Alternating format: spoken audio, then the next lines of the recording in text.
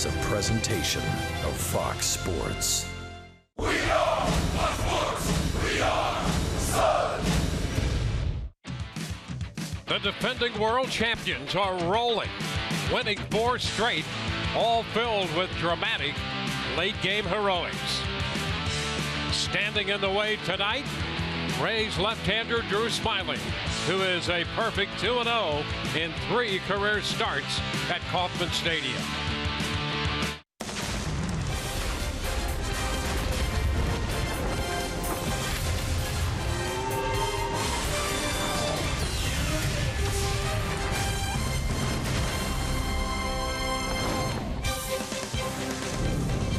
Tonight we welcome you to the great Midwest in Kansas City, Missouri, home of the 2015 world champion, Kansas City Royals. This is game 2 of a 10-game road trip and game 2 of this 3-game series.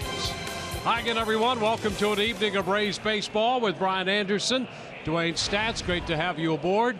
Rays came up on the short end of a 6-2 decision last night. They run into a red-hot Kansas City ball club, and that includes their cleanup hitter, Eric Hosmer. This is the question. How do you slow Eric Hosmer down? I mean, this guy has driven in 12 of his 33 RBIs since last Thursday. Just in the last 5 games, he's hit safely in all 5 games. The last 4 games have been multi-hit games. That's a big reason why right there, because his willingness to use the whole field. You pitch him away, he's comfortable enough to hit that ball into left field, and if you pitch him in, he is good enough and the hands are quick enough to get to it and hit it for damage. And tonight on the mound, the Rays are going to try the left-hander against this lineup, Drew Smyly, who in a combination primarily with Detroit, but some with the Rays, he's met with some success against the Kansas City ball club. And he's been pretty good on the road. You know, since he came over to the Rays in the trade end of July 2014, 8 of his 10 wins have come on the road, and his ERA is almost a run and a half lower on the road. This year, no difference. Some things you just can't explain. You just ride it out. But what I will say for Drew Smyly, if he wants to have success here once again, he's going to have to get back in the zone with more consistency and keep the ball in the yard. He does those 2 things, he'll walk away a winner tonight. Well, there's Drew Smyly loosening up after his 3rd win of the season. He has a win over the New York Yankees, both on the road, and another win over the Toronto Blue Jays. With the absence of Logan Forsythe and Kevin Kiermaier in the Rays lineup, that spotlight shines brighter on Evan Longoria.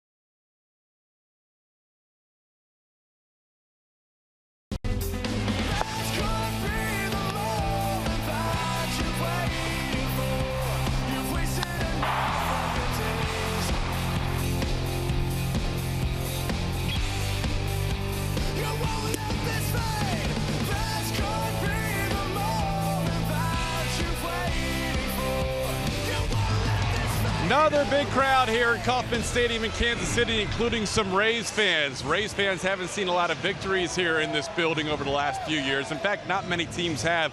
Kansas City with a record of 17-7 right now at home, the best in the American League. And for the Rays, since 2012, this has been a very difficult place to play. They have been outscored 99-41. And as you see in our Toyota Inside Look, only one win in 14 tries, scoring less than 3 runs a game. Starters ERA is not good. Bullpen's ERA even worse. Here's Kevin Cash, Steven Souza Jr., and Steve Pearce about how tough it is to play Kansas City. You know, they're kind of a pain when they're up there as an opposing, pitcher or in the other dugout. I mean, they just wear you down, and that's kind of what we saw last night.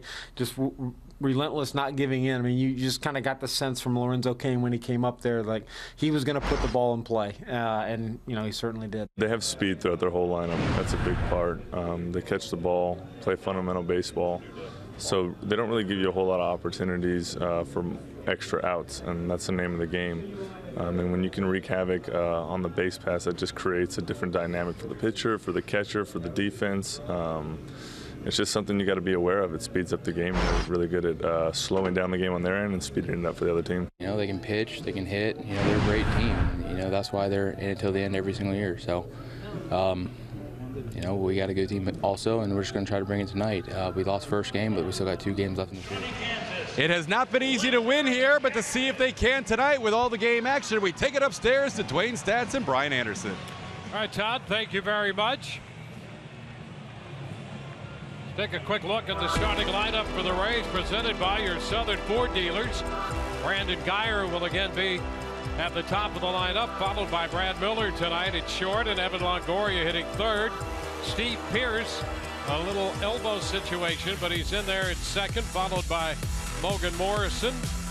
Steven Souza Jr. hits sixth in front of the DH Corey Dickerson. Mikey Montook in there in center, and Kurt Casale will bat ninth and catch. Well, taking the mound tonight for the Kansas City Royals is going to be right-hander Dylan G. And you can see 10 games, 3 starts, moved into the rotation on May the 14th. And in that time, as a starter, a 1-2 record, a 5.65 earned run average. First pitch of this game is a strike call on the outside corner. And that really is where G wants to live, on the corners. He is not an overpowering sort. No, but as you see already, he will set a pace and a tempo. Likes to work quickly, not allow the hitters to game plan, make adjustments from pitch to pitch, work quick, throw strikes, but you're right, Dwayne, on the edges. And the breaking ball swung on and missed. 1-2 the count. 30-year-old right-hander. And he strikes out Guyer.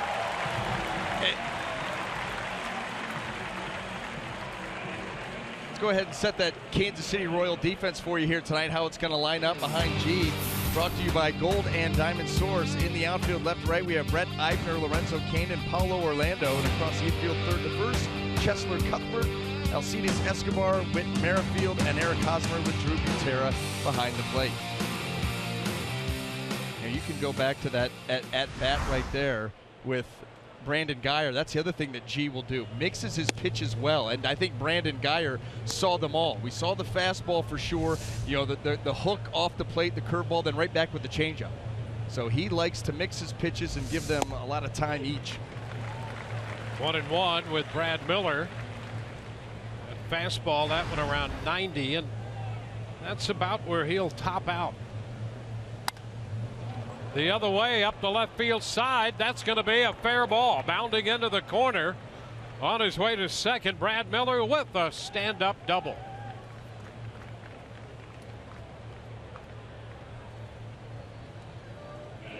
Now the Rays have a scoring opportunity here in the first inning, and boy, it would be great after last night to see the Rays break out in front early.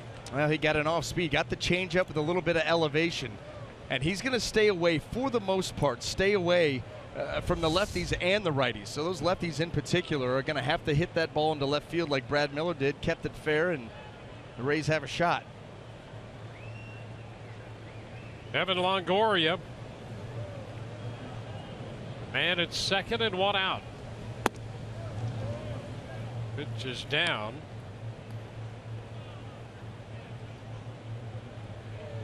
First time Dylan G has pitched against the Rays.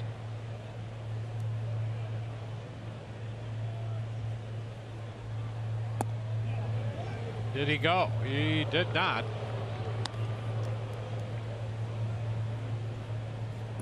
Two balls, no strikes. Bob Davidson calls the balls and strikes tonight.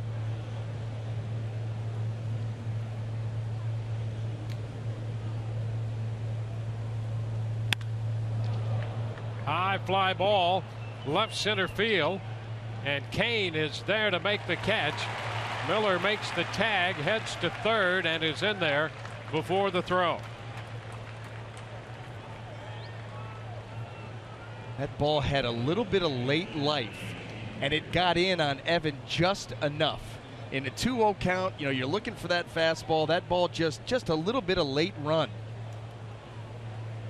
Got it out there deep enough, but boy, you think if this pitch stayed a little bit flatter, ooh, you get a chance to get it out of here. And Evan knows he had a shot and just missed it.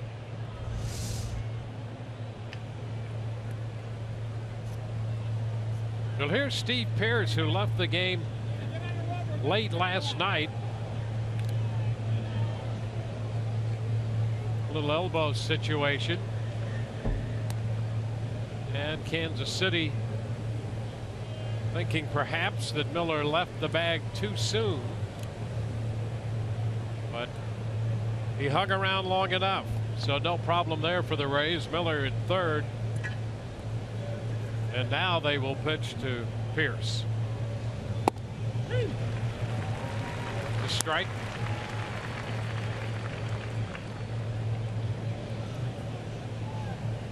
Pearce 9 of 27 on the year with men in scoring position. It's an on the ground left side. Cuthbert with the scoop and the throw. And again, a pitch that just got in enough on Pearce. Rays leave a man. We got to the bottom of the first. No score.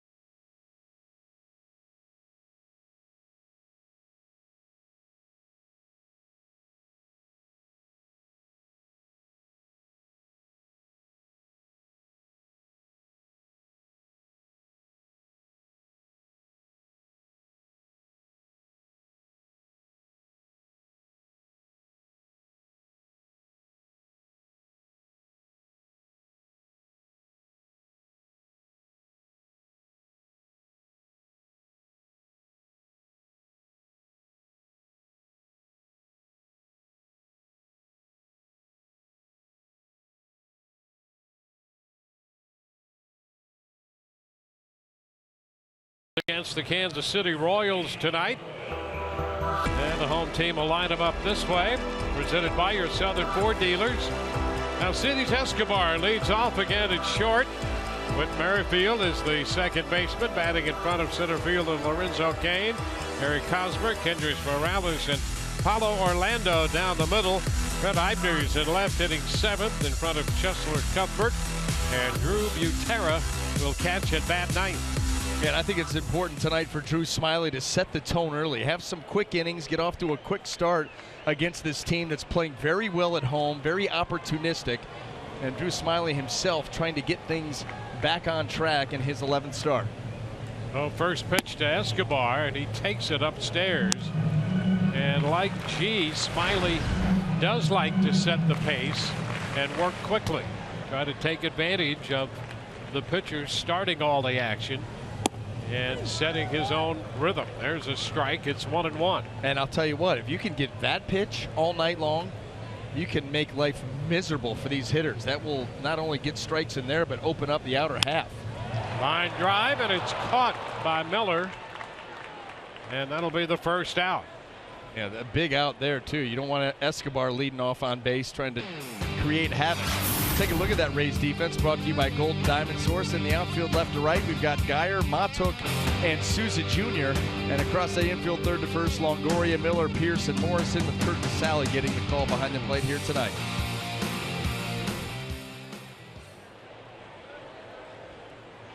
Whit Merrifield at second base again tonight. Takes the first pitch for a strike.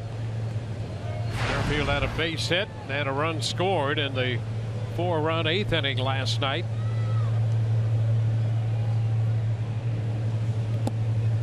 To the dirt. Kansas City starts the night 28-22. They've won 4 in a row. Game and a half up in the Central Division. In the span of 20 days, they've gone from 7 down to 1.5 games up. So a swing of 8.5 games in 20 days. And think of the injuries to this team. Yeah, you think of some of the injuries on the pitching staff, and then Alex Gordon and Salvador Perez is missing some time. Mike Moustakas more than likely out for the season.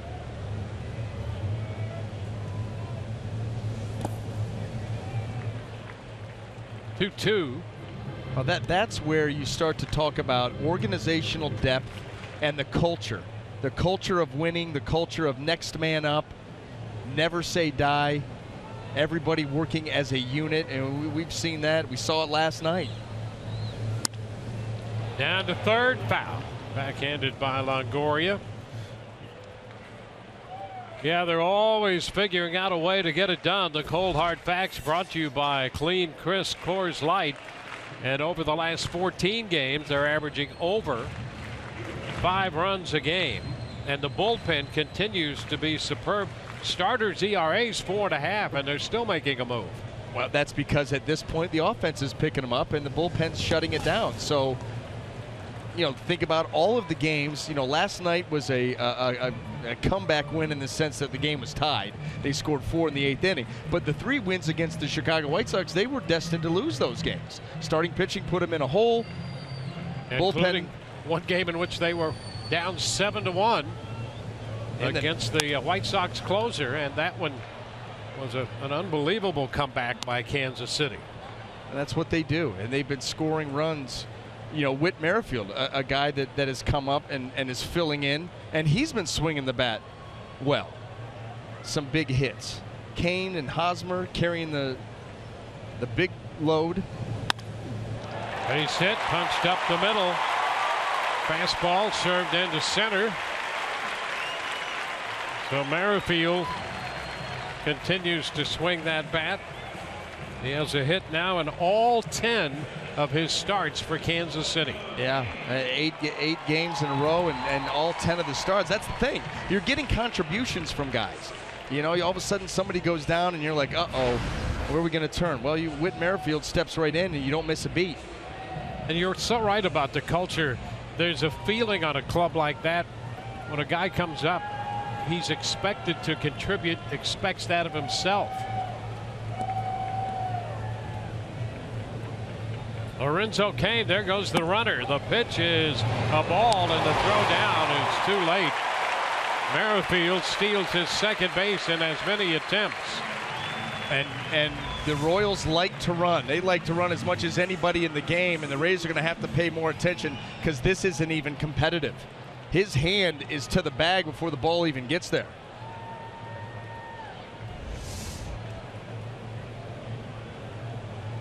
'38th stolen base of the year for Kansas City, running second in the league in that department.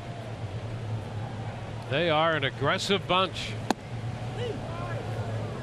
There's a strike. I think Steven Souza Jr.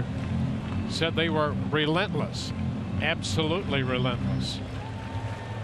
not a bad model to follow after. See how much pressure that they apply during the course of a game. Force you to make plays and stay engaged, or they'll run over you. 2 balls and a strike.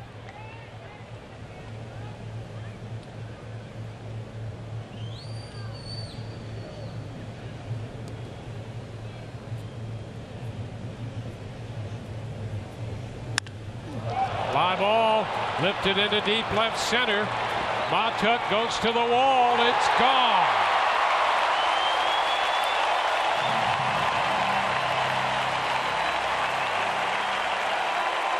Two-one pitch, and Kane hits his 8th home run of the year.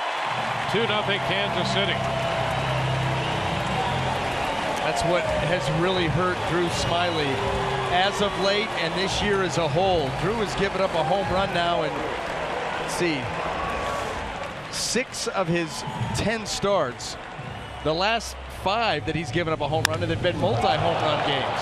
And right there, Lorenzo Cain with a big swing on a ball middle down, and he drives it out to the big part of the park, and the Royals jump up early.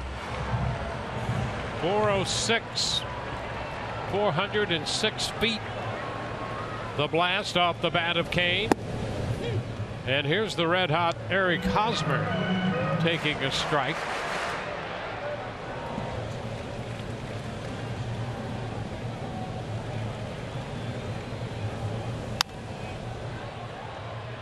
Fouled away. 0-2.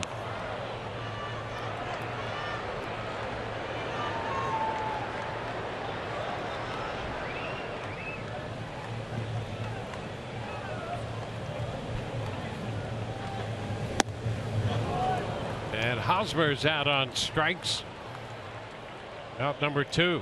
I'll tell you, this club is aggressive enough, and when they get ahead, I mean, that's you just don't want to fall behind this team, because they continue to take the game to you at an accelerated rate.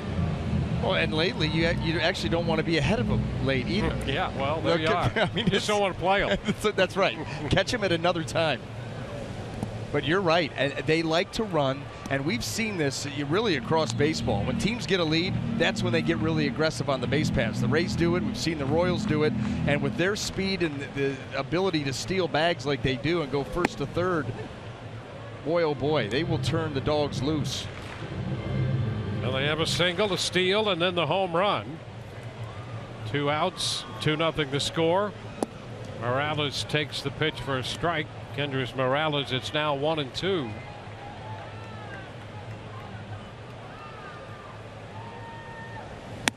And a big cut to miss at the fastball up out of the zone. Couple of strikeouts following the home run, but the blast off the bat of Lorenzo Cain makes it a 2-0 game. Kansas City at the end of 1.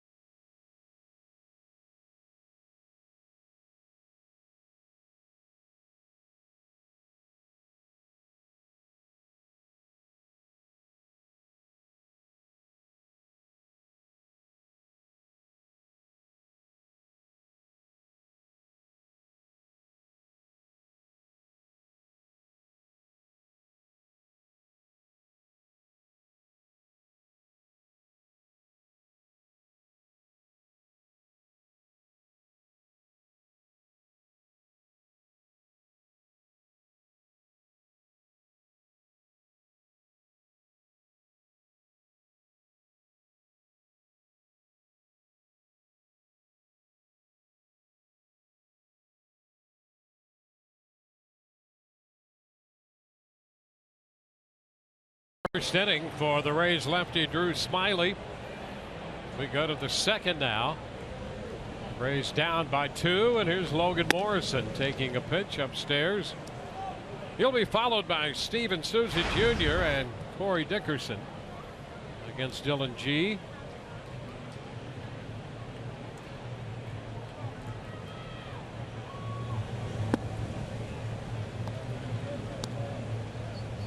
Two-0 count.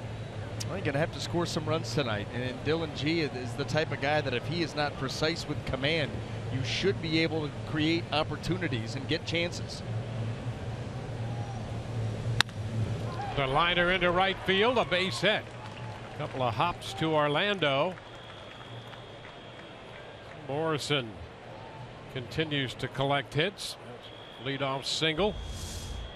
Well, a 2-0 count force a pitcher to come out over the plate, and Dylan G does not have the kind of stuff to be out there very often.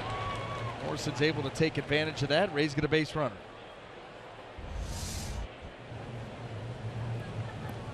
Steven Souza Jr. Morrison came into this game with a couple hits in 9 at-bats off G, so he's 3 for 10. Souza Jr. sees him for the first time. Takes a strike on the outside corner. And Corey Dickerson, who is next, is 3 for 6 against him with a home run among the 3 hits.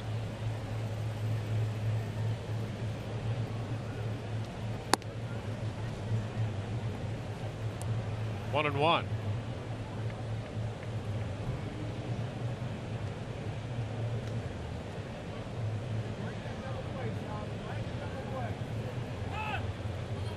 Rays have lost 13 of the last 14 games they have played Kansas City here at Kauffman Stadium.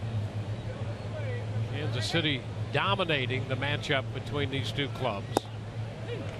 There's a strike. And the Rays have been outscored,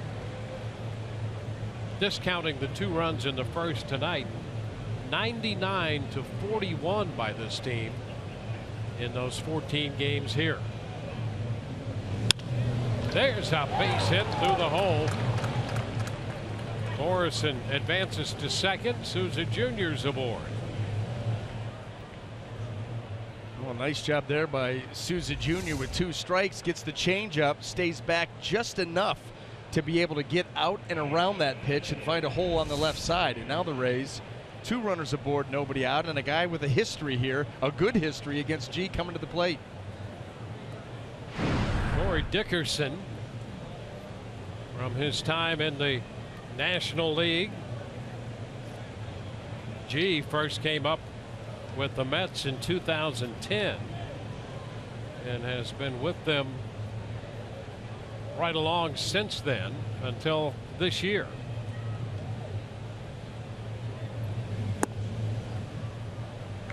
Dickerson takes the pitch low, a ball, no strikes.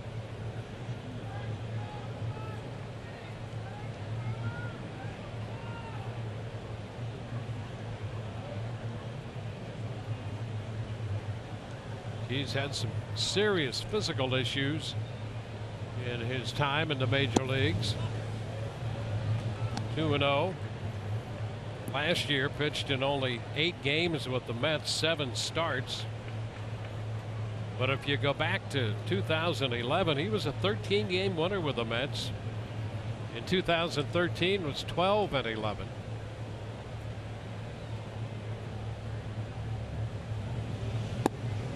That was the year that you'd like to talk to Dylan G and get his thoughts on it, because his final start of the season was September the 26th, and he ended that year with 199 innings pitched. Come on. One more, one more, and he went 6 innings. You got to fight for that 7th. Or get a relief appearance, something. You got to get to 200. If you're that close, I don't care if you finagle another inning or 2. Get to 200. Yeah, and the closest he ever came before that was a little over 160 innings. Right. It's not like he's 200 for 8 straight and missed out on one.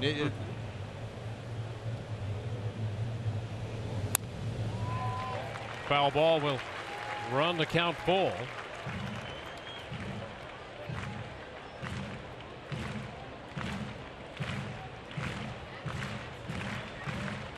You know, that was about the time he had issues with blood flow in his right arm, his pitching arm.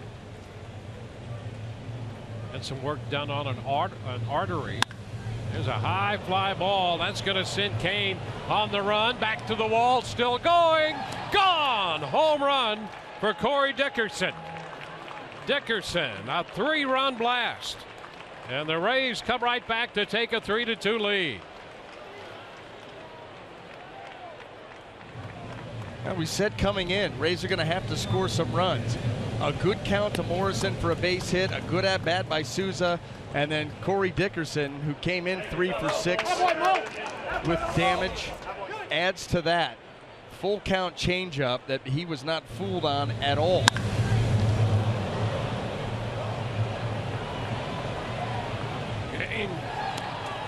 Kane running out of room out there. Gives Dickerson 23 runs batted in and 9 home runs. There's the changeup grip, and it just floats in there, middle of the plate. Corey Dickerson all over that. 1-1.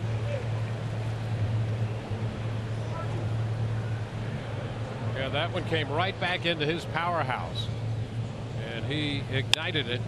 Ground ball down to third by Mikey Matuk. Cuthbert makes this play with a throw to first for the first out.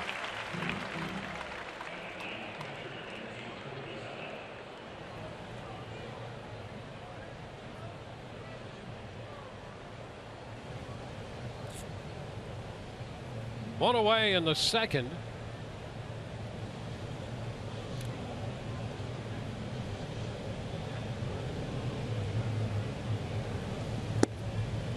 Sally swings through it. Strike one.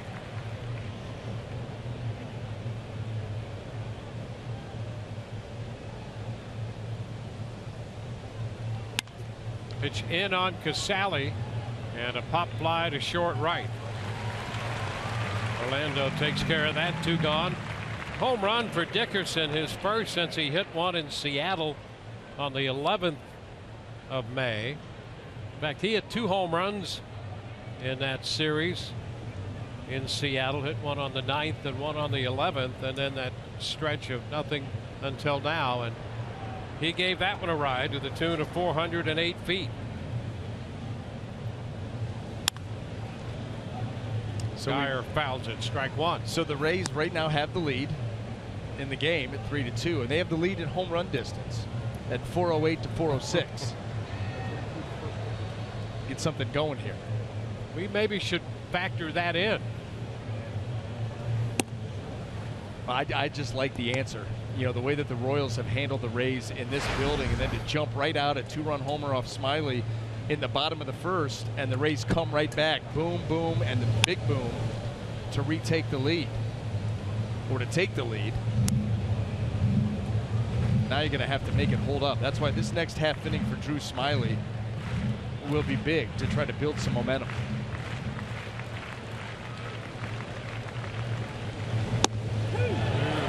There's a strike call, a dandy pitch there. Geyer caught looking. Rays, however, come up with a couple singles and a 3-run blast by Corey Dickerson. We're through an inning and a half. It's 3-2 Tampa Bay.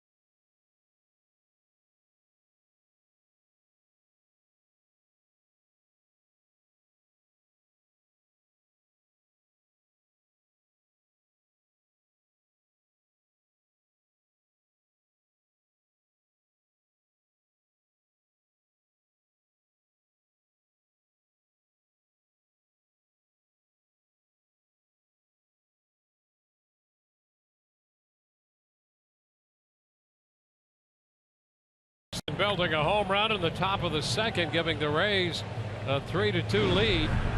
Buick GMC big matchup. Paulo Orlando now with a career best 13-game hitting streak. Takes the first pitch up and away. Not only does he have this hitting streak, but he's hitting in clutch situations. He's 11 of 23 with men in scoring position. Leading off here in the bottom of the second and looking at a strike. It's 1-1. Yeah, another example. We highlighted Whit Merrifield last inning, a guy stepping in and getting the job done. Paulo Orlando, same thing. Ground ball stopped by Smiley's left foot, and he picks up the ball and makes the play at first. So Orlando is out, pitcher first. Kind of a skate save there by Drew Smiley. Trying to slip it through. Yeah, he stuck that foot right out there, took it right off the bottom. Hey, whatever you got to do, you know, you're close enough, just knock it down if you can. And right there he could. Got the bottom of that left foot, smother it, make the throw. I bet you he was pretty good at hacky sack. Brett Eibner.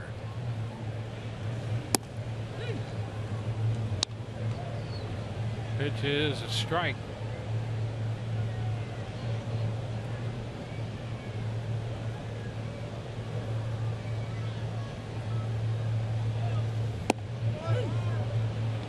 Nothing in 2 here.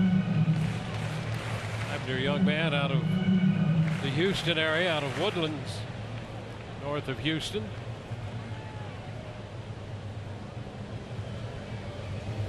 And a cut and a miss out on 3 pitches.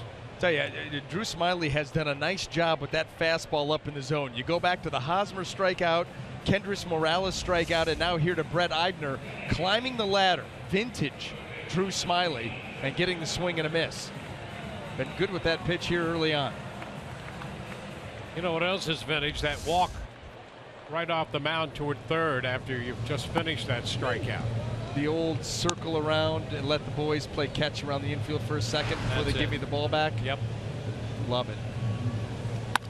Ground ball through the right side. Cuthbert has a base hit. Right between Morrison and Pierce.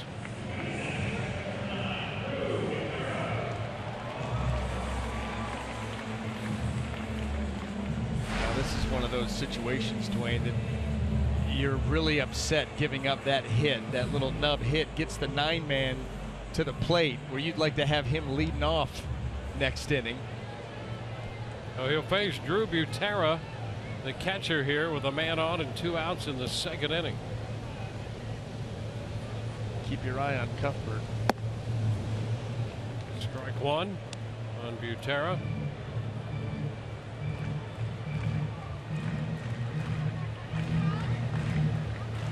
That base hit for Cuthbert, only his second off a lefty in 19 at bats against left-handed pitching.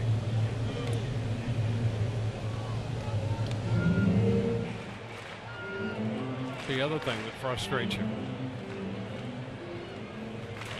Strike the count on Butera.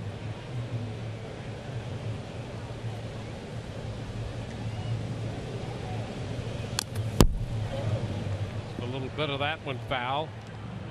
2. Butera had a base hit and a walk last night. Hitting .240 on the year.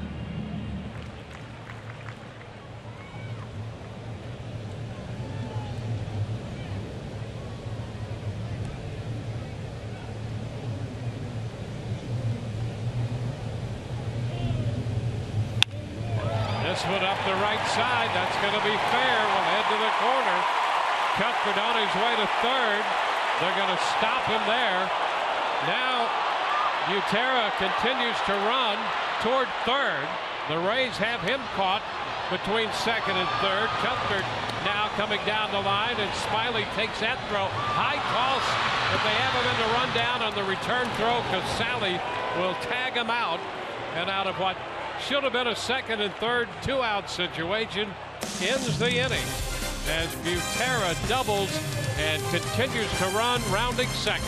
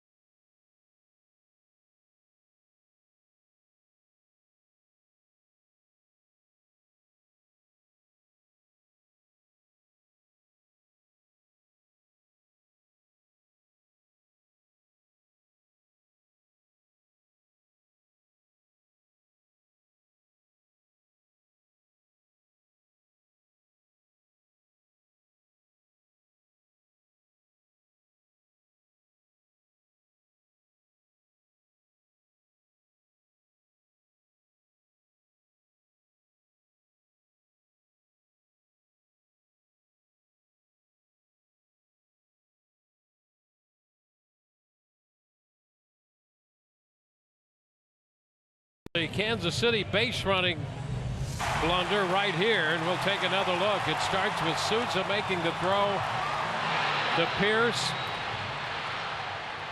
Then Casale. Miller had his hands on the ball. And then Drew Smiley. Then Evan Longoria, and finally Casale, who put the tag on Cuthbert for the out. Here's Miller leading off and fouling a pitch, strike one. Let me tell you who made that play. Steve Pierce.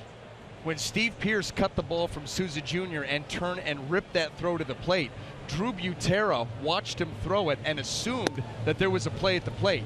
And that's why he headed towards third. And that's where he got into trouble. Watch Butera. Watch him see Steve Pierce make the throw and then say, oh, there must be a play there. Oops. No, there wasn't. And now you're caught. Yeah, you're absolutely right about that, because you kept wondering, what is Butera doing? But he turned around and saw what Pierce was doing with the ball. Yep, that's exactly why he put himself in that position, because you just don't see base running that bad. But he assumed that throw going to home, there's a play, I need to move up to third. Wrong. So Steve Pierce, good job. There's strike three call to Miller. First out. Third strikeout for G. Again, it started with Souza, so it's a 9-4, 2-6-1, 5-2 play. I'm going to call that when the game's over and see who answers. Let me know. I'll be very interested in finding out.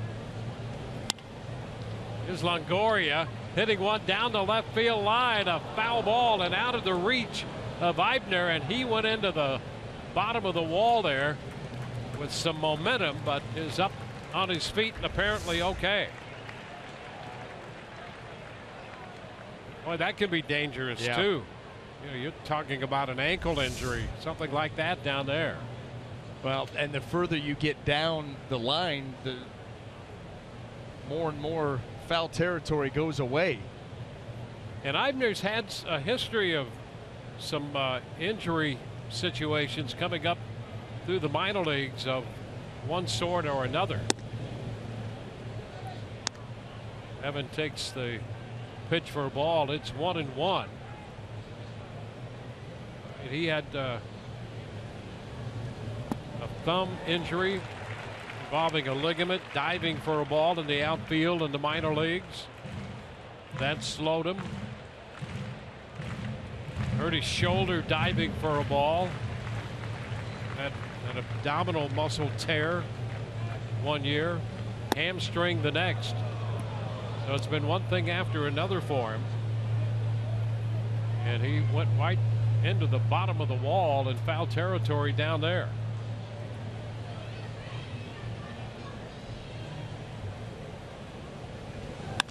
Longoria takes it the other way. Orlando on the move. Going to be over his head. Will bounce against the screen out there, and into second base goes Evan.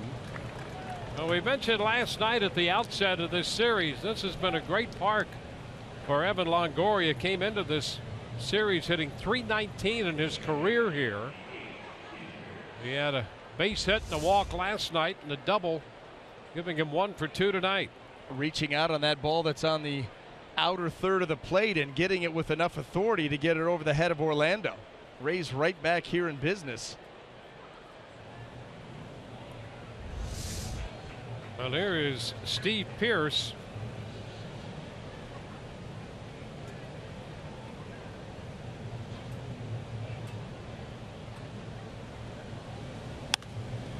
Pops it right side, foul ball. And Hosmer handles that one for the out. 2 gone. Rays pushed G a little bit in the second inning for 22 pitches. And 34 through the first couple innings. 11 so far here in the third.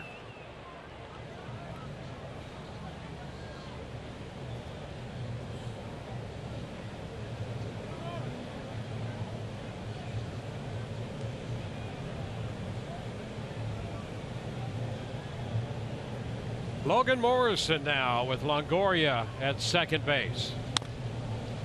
Logan singled his first time. Well, you want to just keep adding on. Came back, got the lead. Fortunate, got a break in that last inning to avoid a potential second and third with 2 outs. Have an opportunity here to push it out a little bit further. You've got to stay hungry, stay aggressive against this team, and especially in this stadium where you've not played well.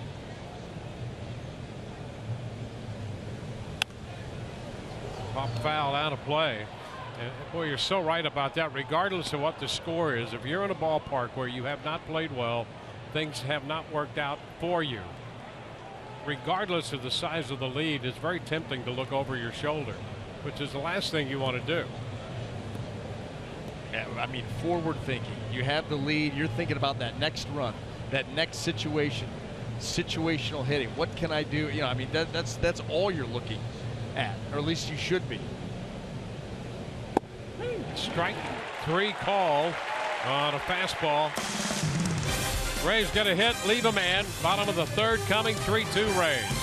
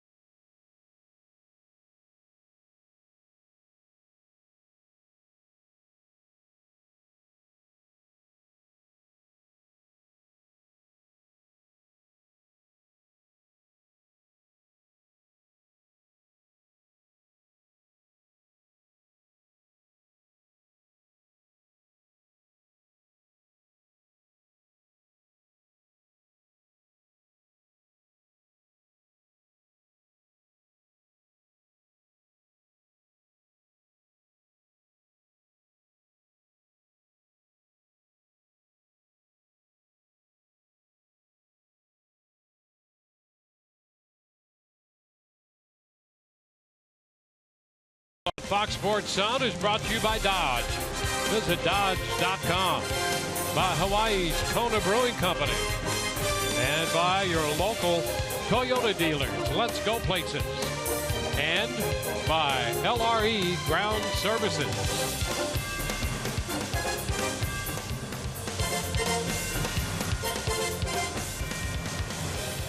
On to the third, bottom half of the inning with the Rays leading 3-2.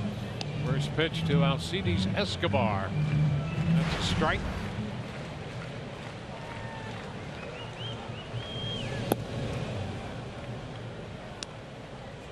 And one, Escobar taking the first two pitches.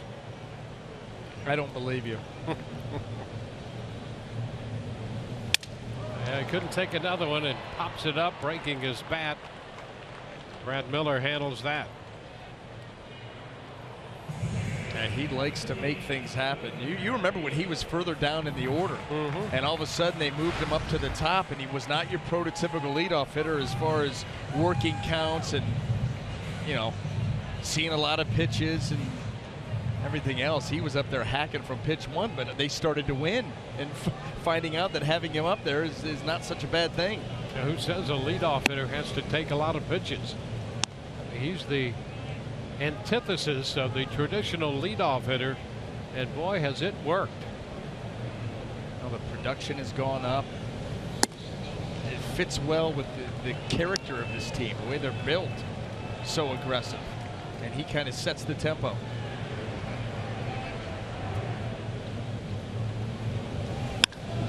Long went back into left field. Geyer's going to go back to the fence. It's off the fence. Extra bases. Merrifield in there at second with the double. His fifth double. Well, Whit Merrifield got into this delivery here by Drew Smyly. A fastball hit out there about halfway up the wall in left field. Hit very well, and he continues to swing a hot stick here for the Royals.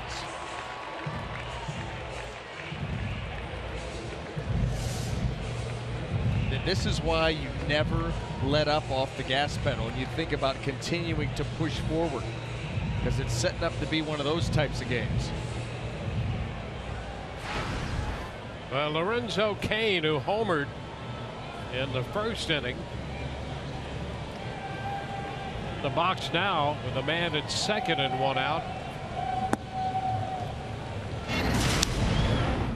Here's the first inning home run by Cain.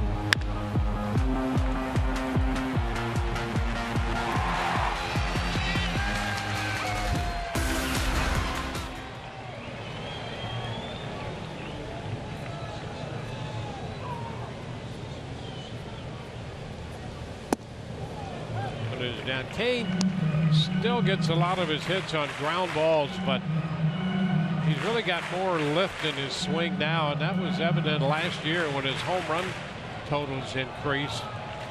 He's in that third spot and has been a solid hitter for them.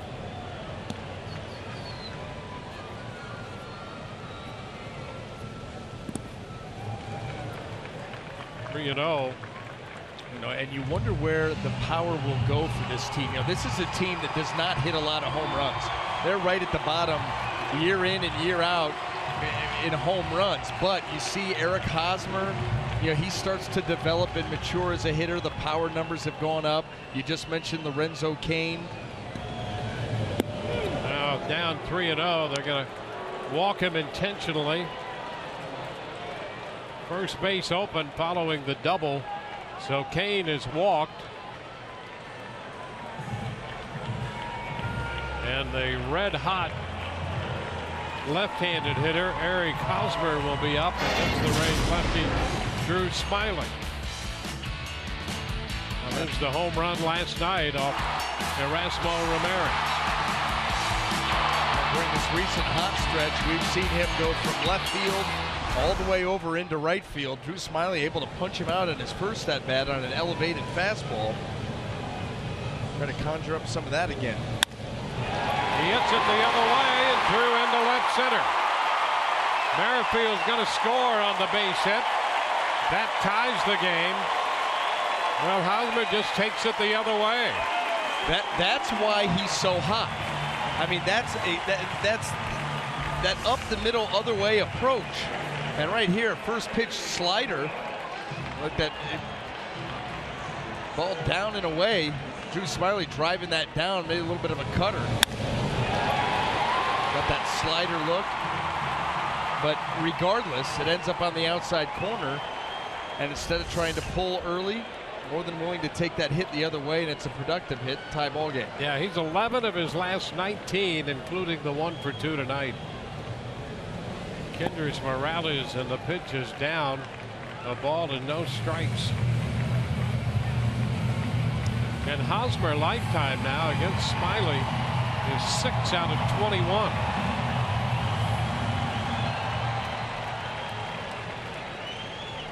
Lefty righty not making much difference to him now.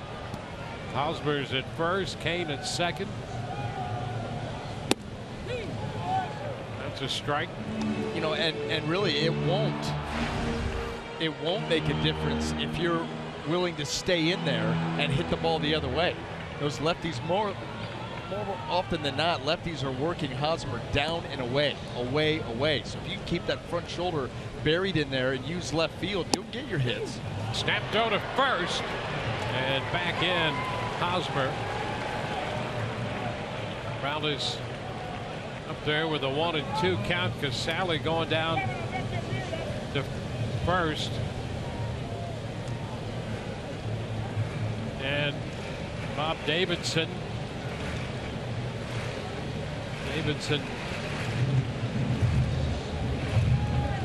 Looking into the Rays dugout. The Rays thought they might want to take a look at that pickoff attempt. They must have bad angles from down there.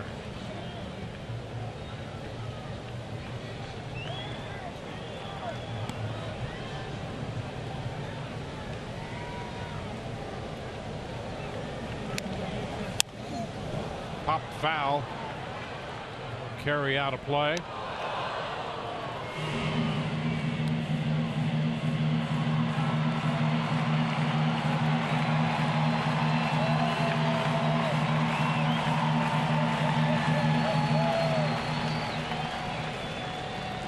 Hosmer first, Kane at second, a run home. The game is tied at 3.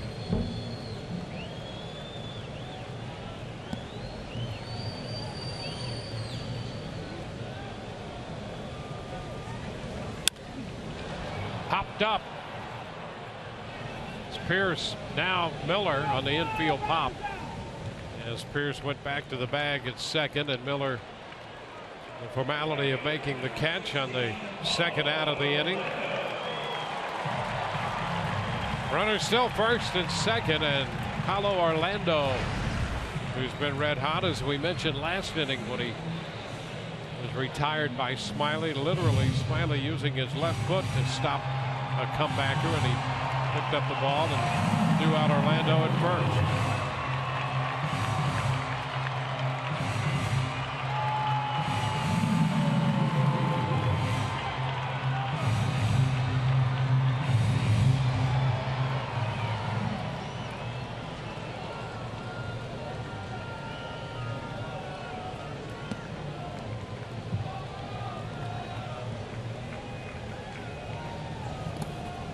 Down. Nice job by Curt Casale to cover it up. Boy, those are always important with runners on base, especially in scoring position.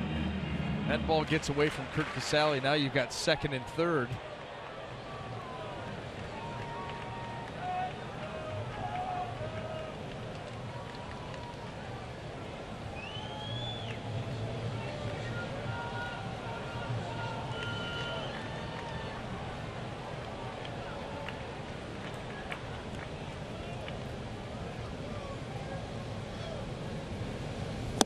Big cut and a miss, and the count is 1-1.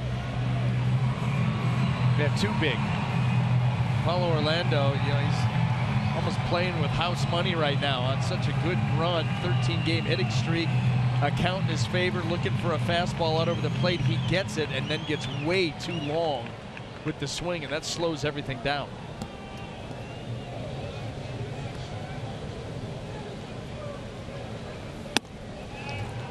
Too high. Orlando lays off. Smiley comes into this game, as you see Eibner on deck. Smiley 4-1 in his career over 13 appearances. 5 of those starts against Kansas City.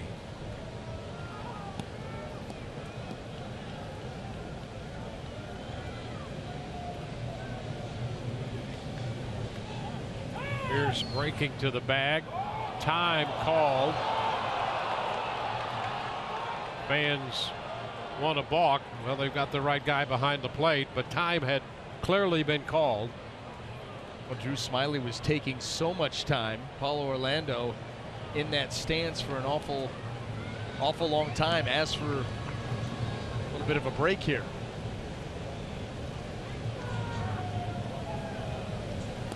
Pitch into the dirt. Casale saves it again. It's 3-1. Get the throwing hand involved here. Another pitch right down into the dirt. Pitch that ball right between elbow and the body, right there. Oh, that close to squirting out.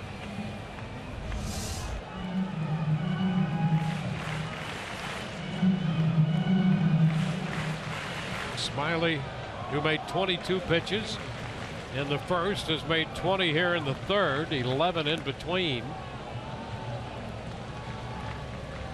3-1. Lifted into right. Souza Jr. toward the line. Still fair, making the catch. A run scores. We're through 3, and we're tied at 3.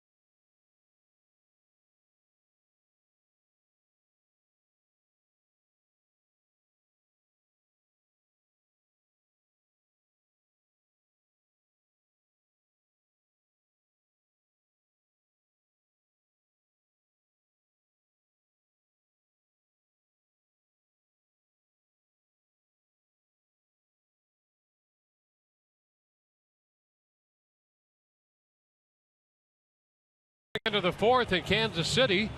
Our greater coverage of baseball is brought to you by T-Mobile.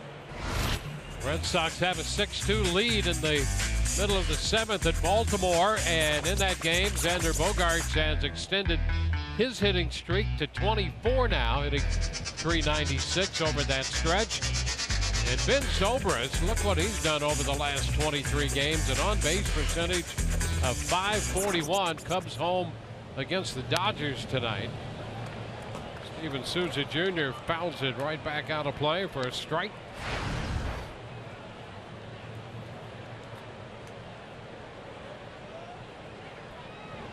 Souza single. Morrison and Souza single to start the second in front of the Corey Dickerson home run. 1-1 to count.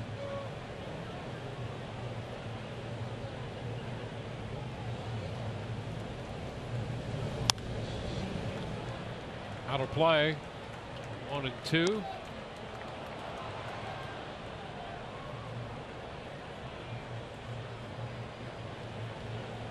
But Texas has beaten Cleveland, so Kansas City at the moment has a 2-game lead in the Central.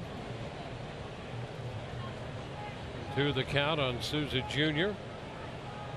Texas handling business early the last couple of nights against the Indians, jumping out early and coasting. Ground ball headed for the hole, backhanded by Escobar. Throw to first, not in time.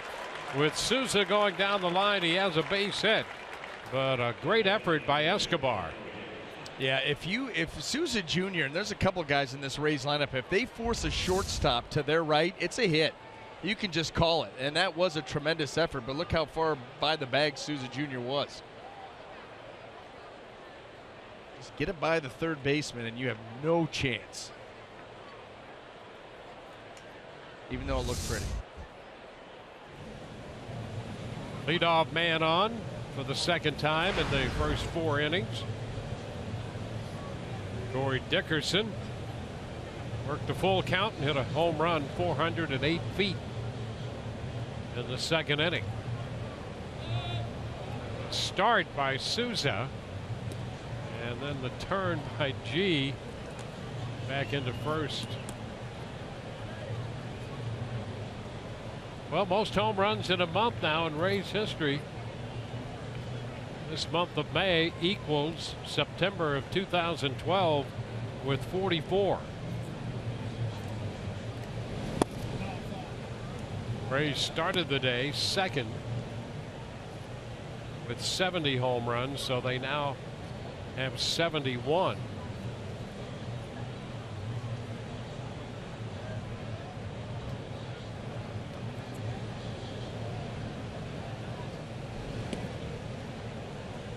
Back in.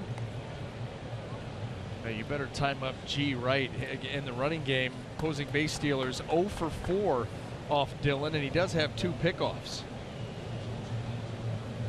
This Kansas City Royal team has done a great job controlling the running game. I'll tell you, they have a couple pretty good catchers to do that. They're missing Perez now because of the injury, and he's outstanding.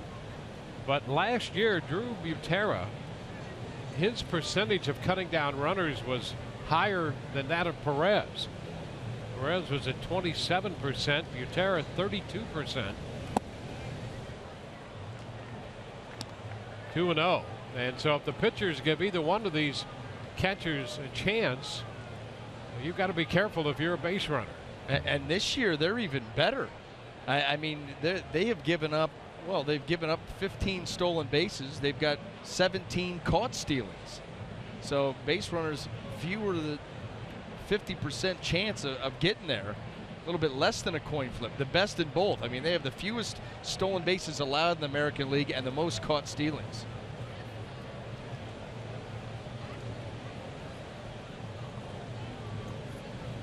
A 2-0 count.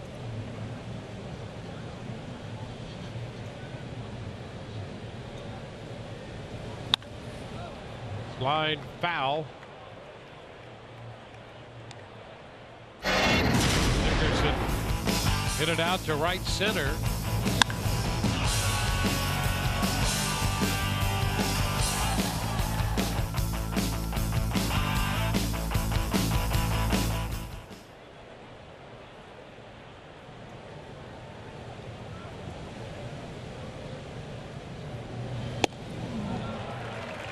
Two.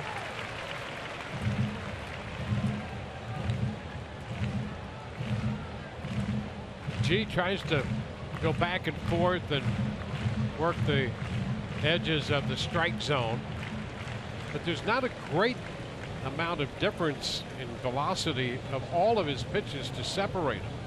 Now he's maybe 10 to 12. That curveball gives him the best separation. Runner goes, the pitch is fouled out of play. But then you go to the other pitches, and you're right, the curveball is the biggest separation. But all of his other pitches tend to be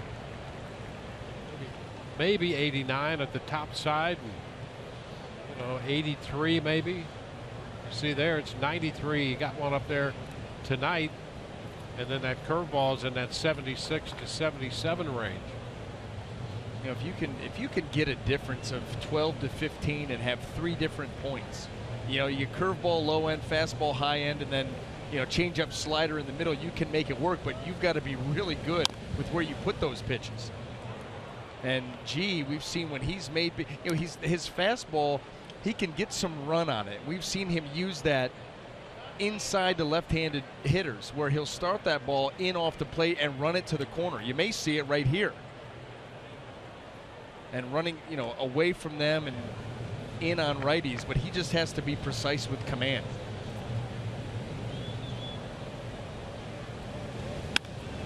The foul ball back out of, and we both mentioned it at the time in the first inning when he fell behind Longoria 2-0, and he made a pitch there that ran just a little bit in on Evan, and he wound up hitting the fly ball, essentially a harmless fly ball, but he had a big cut at that, but that movement saved G. Yeah, if that's flat and straight, that's 2-run home. Souza Jr. back in at first, a little closer there. Now we mentioned already, G has 2 pickoffs already. You know, this is with a couple appearances out of the bullpen and 3 starts. Short arm action, you know, quick feed and short arm action gives you the best chance.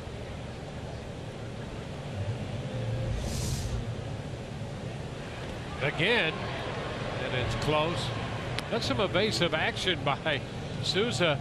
You know, he goes to the very back corner of the bag with his hand, and his body almost jackknifes, so that Hosmer's got to go a little bit more to make the tag. Hot shot foul. Well, and the one thing you got to be careful of in doing that is that hand. You better have some good hand strength to grip the corner of that bag, because you go with your body too far wide and jackknife, and that hand could slide right off that bag, and then you're, well, especially with replay now, they'll be going right to look at that. Gotta be careful. Dickerson fouls this one away. This will be the 10th pitch coming. Butera goes out to give G a little break.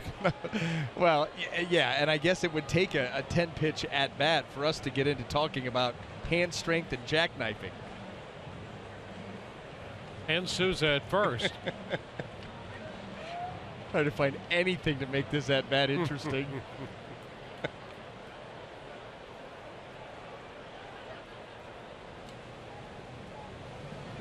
They're out there away from the bag again.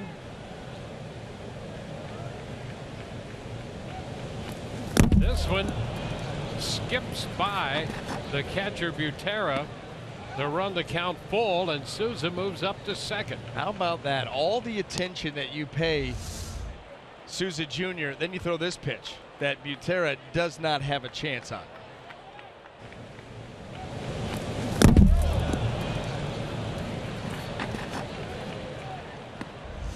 So the Rays now have a man in scoring position with nobody out.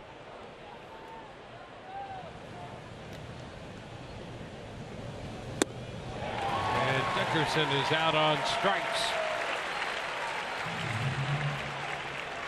An 11 pinch at bat to get him on strikes. From $2 Kids Day to $2 Dogs, senior special to student rush. The Rays have something for everyone every night of the week. Check out the great specials at raysbaseball.com/specials or call 888-FAN-RAYS.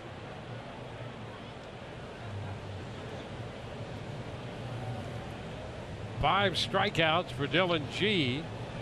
And now he's looking back at second. Merrifield had closed in on the bag there, attempting to keep Souza Jr.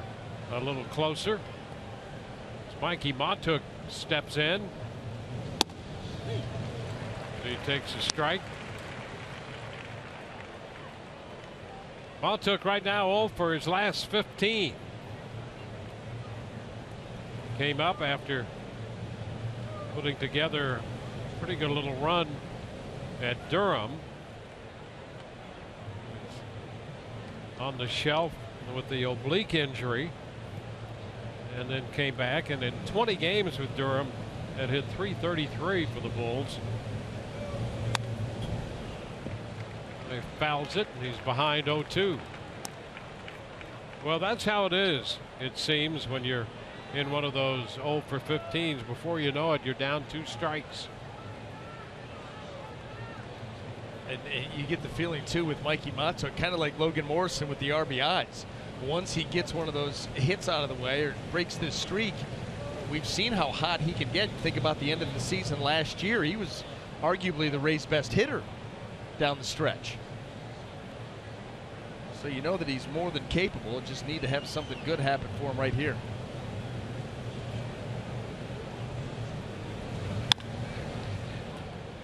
Chops it foul.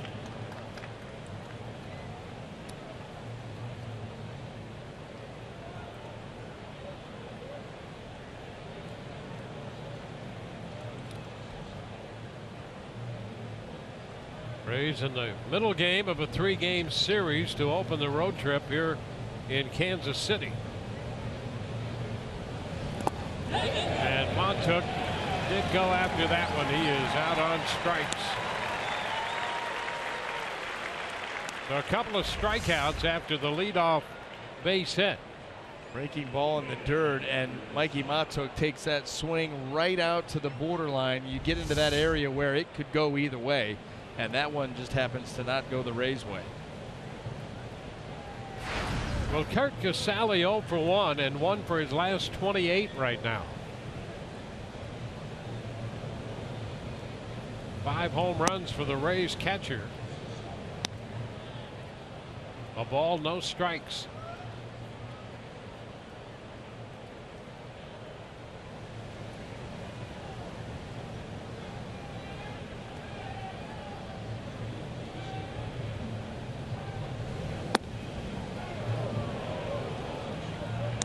Two and 0.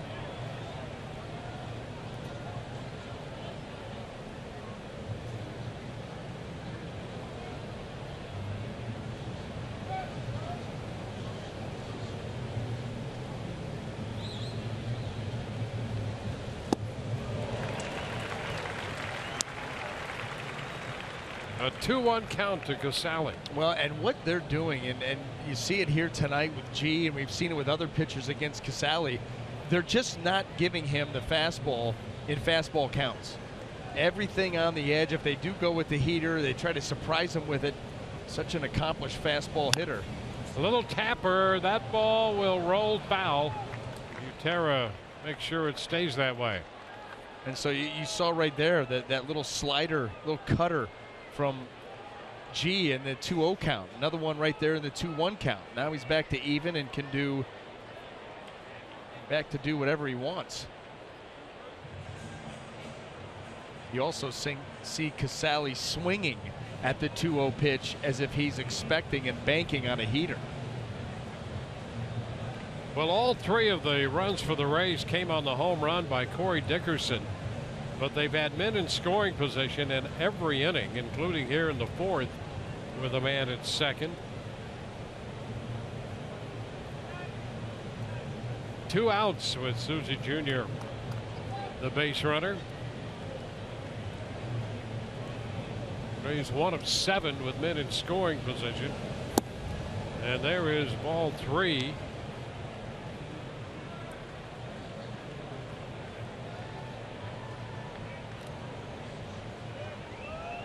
.26 pitches in this inning by G.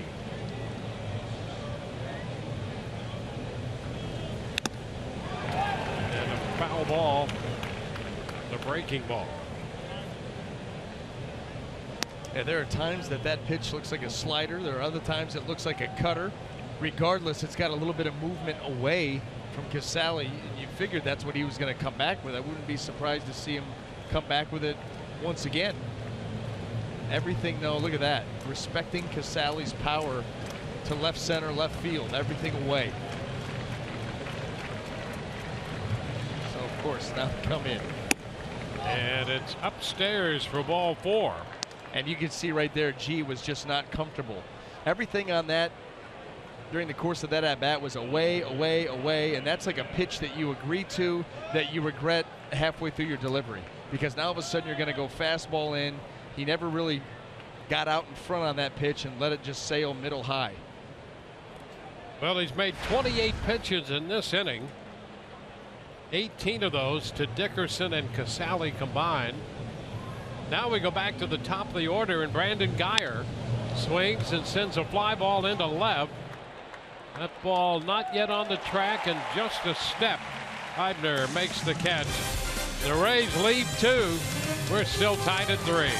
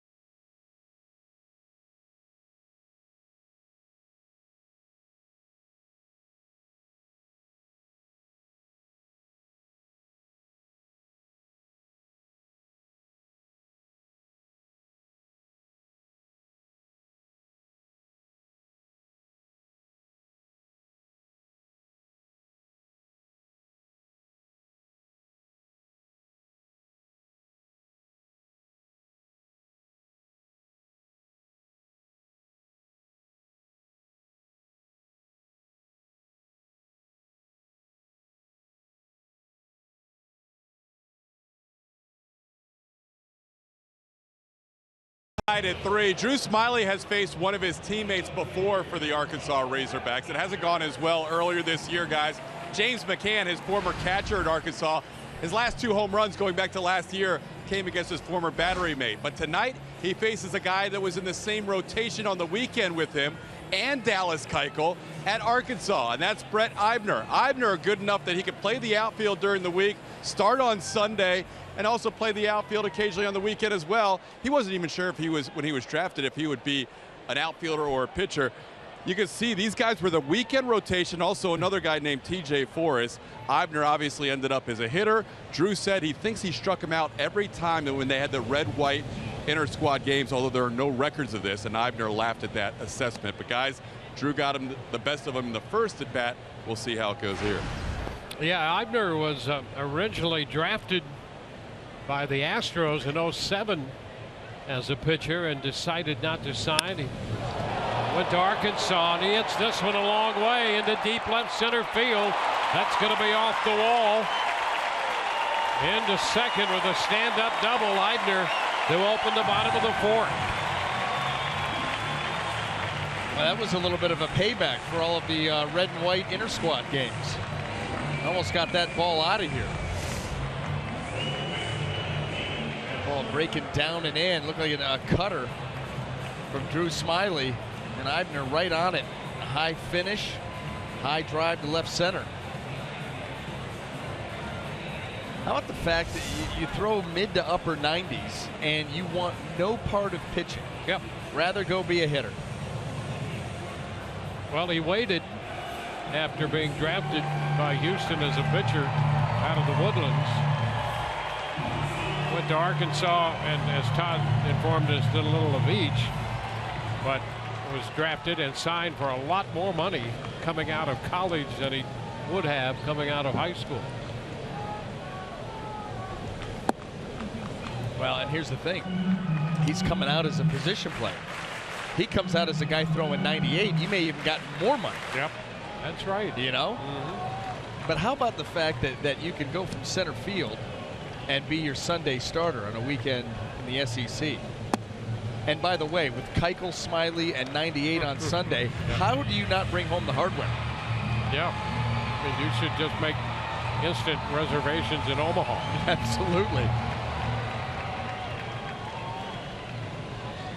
A 2-0 count to Cuthbert.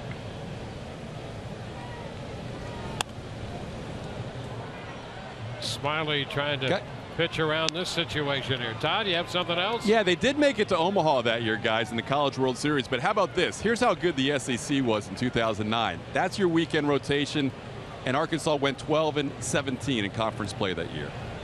Oh, wow. Yeah, that's pretty good. I guess that was the year that the baseball and the SEC matched football in the SEC. Wow.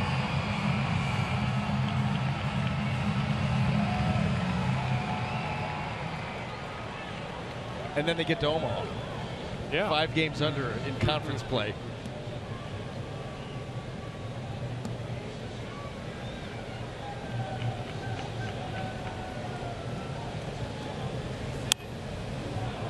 Now to play. Count holding at 2-2. Eibner the runner at second.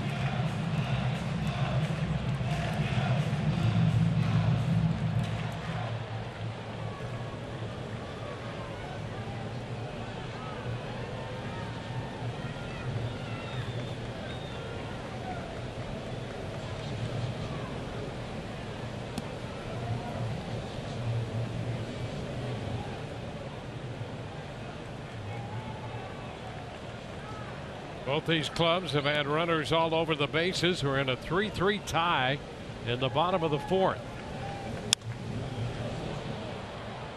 Cuthbert fouls it out of play. The count holds at 2-2. Well, Drew Smiley trying to record the out here without allowing, number 1, a base hit, number 2, a move up by Eibner to third. You got 2 strikes on a hitter in this situation, much like a runner on third, less than 2. You're looking for the put away.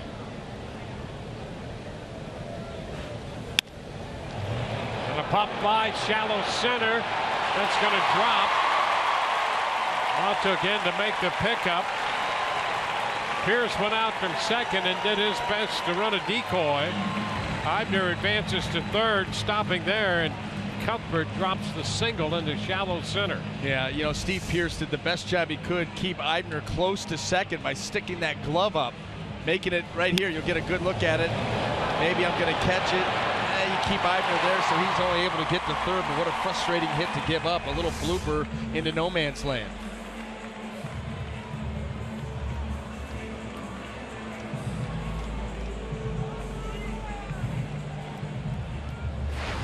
Kansas City with 2 hits in each of the front 4 innings. Now men at first and third, nobody out for Drew Butera.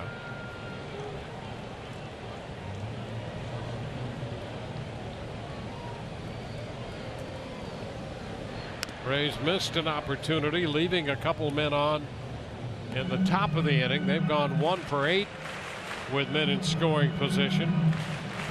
Right now, Kansas City is 3 for 5 with runners in scoring position.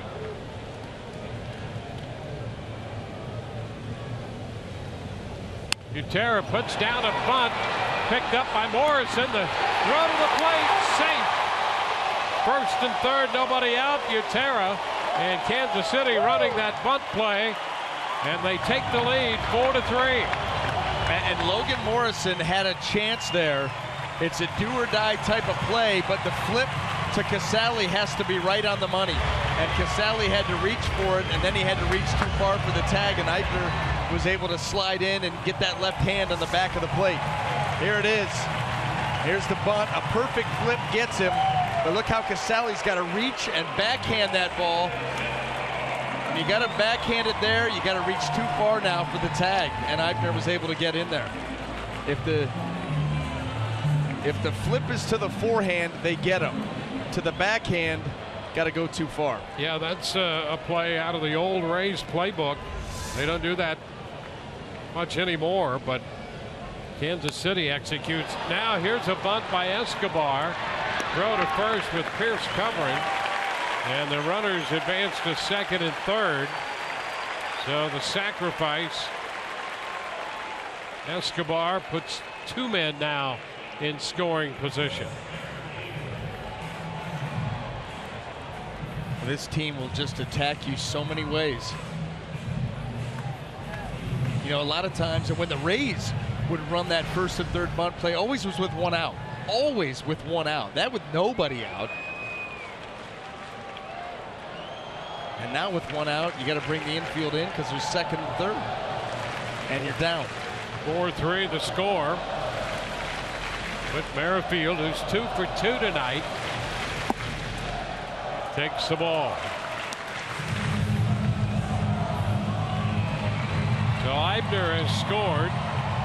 Cuthbert's at third. Butera's on second. Butera got a hit for the bunt. Got the run home.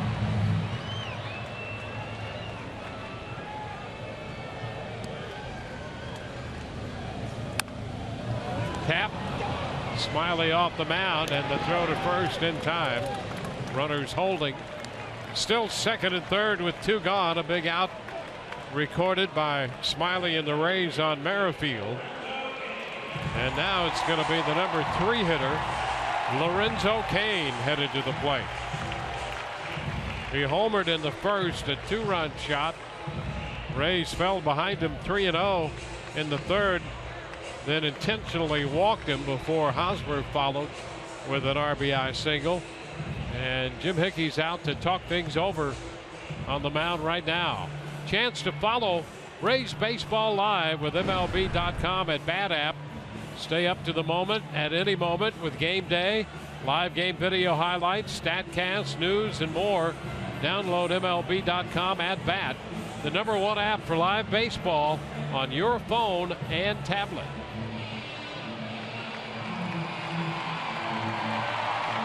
Well, the Rays now trying to minimize the damage to 1 run. They're down 4-3.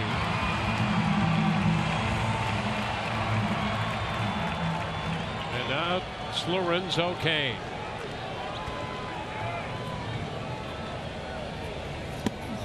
Close to Cain. Inside there. Fastball. Ball 1. Drew Smiley going to make him feel a little bit uncomfortable. He goes up and in there, and how that missed him, I don't know. But we'll see if that little bit of, wow, just able to twist out of the way.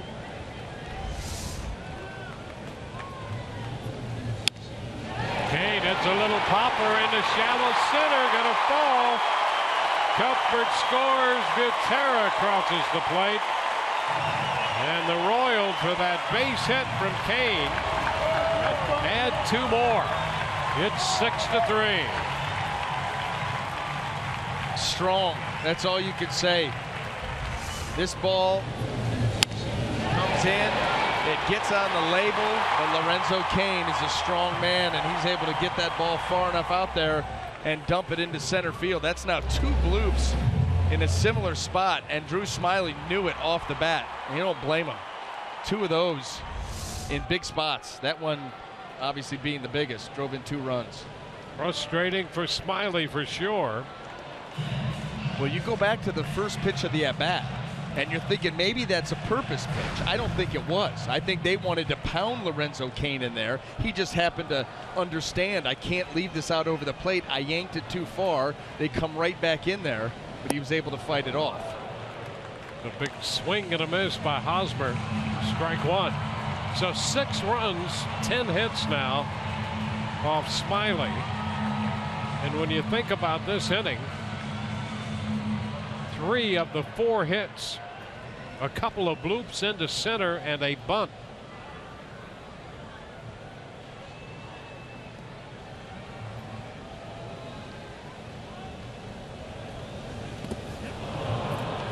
Two on Hosmer.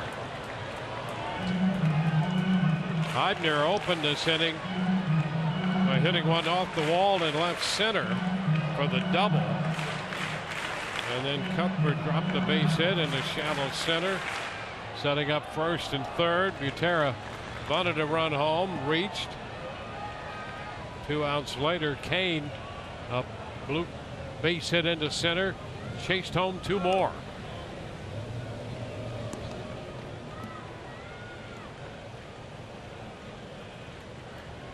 2 strikes the count on Eric Hosmer.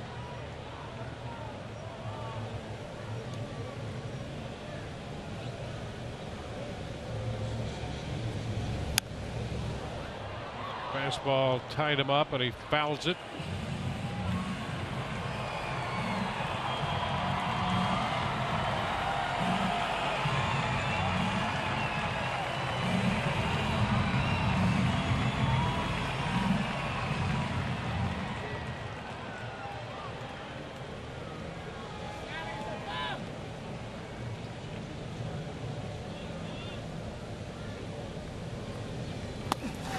Around his feet, skips by Casale.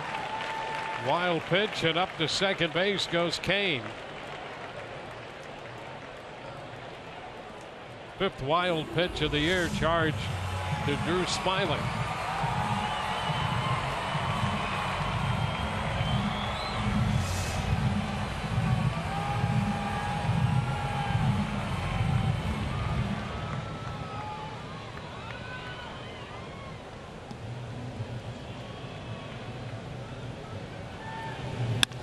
Ground ball just off the glove of Pierce. Kane will score. Hosmer digs for second. He's in there safely. Another run is home.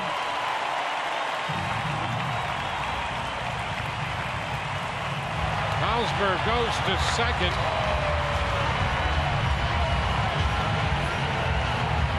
Boy, it's been a nightmarish type inning if you're Drew Smyly. Now this ball hit up the middle. Steve Pierce going for the backhand and just off the glove. Worse yet, it drives in a run. Even worse than that is look where that ball dies. Matuk comes in and Hosmer is out in scoring position. Just never quit. It goes back to that word relentless. Pitch blocked. It's a ball in the dirt to Morales. 1-0. Watch Hosmer. He's thinking about second from the get-go.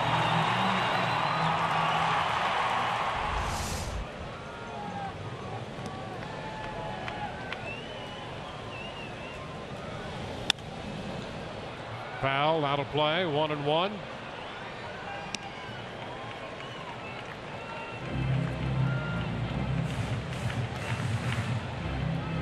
Now this is an aggressive team to begin with.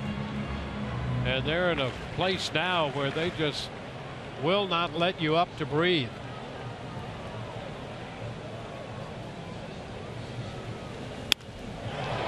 And a fly ball, short left center, and that's going to drop for a base hit. Hosmer will score. That one just out of the reach of Geyer or Matuk. And another run is home. The nightmare continues. You know, the ground that we're used to seeing covered in the outfield is not happening. And it's coming up big against the Rays. This is a floater out into left center field. And Mikey Matuk making a great effort on the dive to try to get there. Brandon Geyer fighting to get there. No one able to get there in time. It hits grass once again. Drew Smyly beside himself. How many balls have floated out into the outfield and fallen in safely? Oh, here's a 9th man to come to the plate in this inning. And the one ball that's been hit really well was by Eibner to start the inning.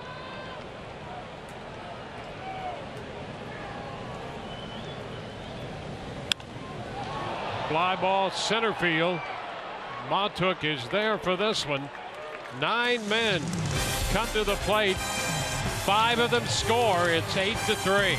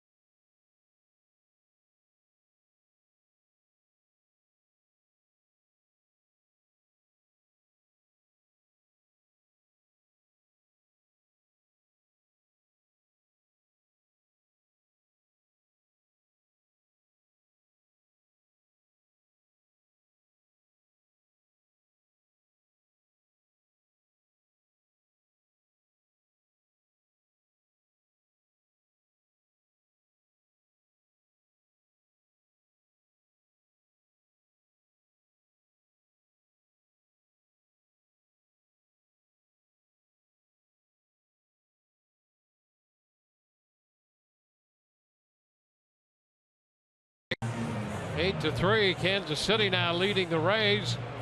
We'll let the Rays help your kids beat the summer heat. Coming up Sunday, June 12th, the Rays take on the Astros. And all kids 14 and under receive a bucket hat presented by Tradewinds Highland Resorts. Call 888-FAN-RAYS or visit RaysBaseball.com. Rays up. We understand when this road trip moves into Minnesota, some of those bucket hats will be hand delivered, and we'll get a first-hand look at those. Well, and you know what? With some of the weather forecasting I've seen up there, we may need that bucket hat. May get rained on. Brad Miller goes after the first pitch, hits it deep into left center field. That's off the wall, and Miller's on his way to second. Now he's rounding second and will hit third base and stop there as he comes in head first. And Brett Eibner is hurt. He is down. Now, there's been a history of that, as we referenced earlier, in his minor league career. Kane and Eibner trying to chase that one down, and Eibner in some pain in the outfield.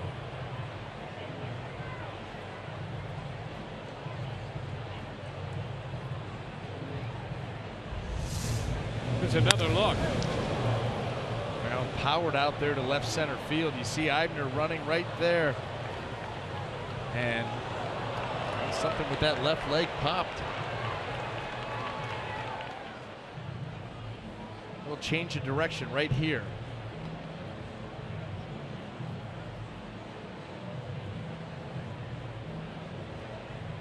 Kane got the ball back to the infield. By that time, Miller was at third.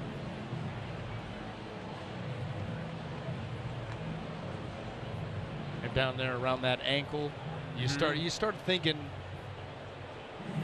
well, I mean, a lot of things with the ankle. Yep. Got the Achilles involved, and a lot of things going on, but you could see he ran over there fine. There was a little bit of change of direction, and then something happened where he just completely got off of it, flipped that ball to Kane, and went down in a lot of pain.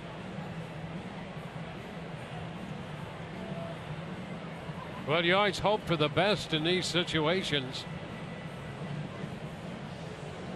but you've seen enough of them, and you're concerned for their young outfielder.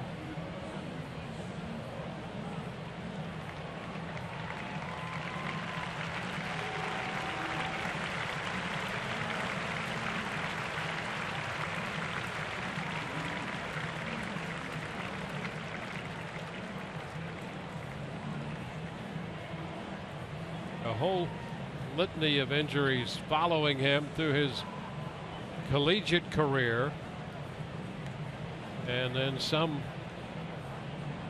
in the minor leagues with Kansas City, and getting some opportunity here recently in the major leagues with the Royals, and now this.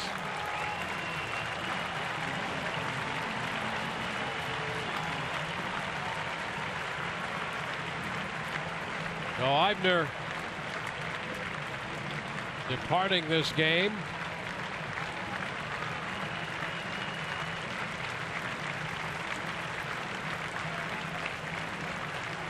You know, they're already, as we've chronicled, without Alex Gordon, Mike Moustakas, Salvador Perez. You know, Alex Gordon went down last year. That was in July when the Rays and the Royals were playing. Rod Dyson will enter the game in left. He played out there last night.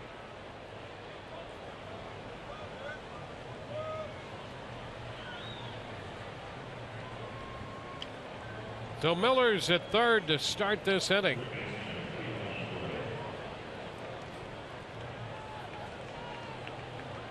Eibner injured on the play.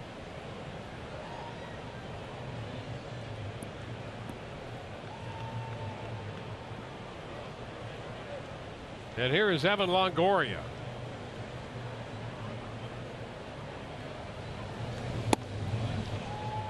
Takes ball one inside.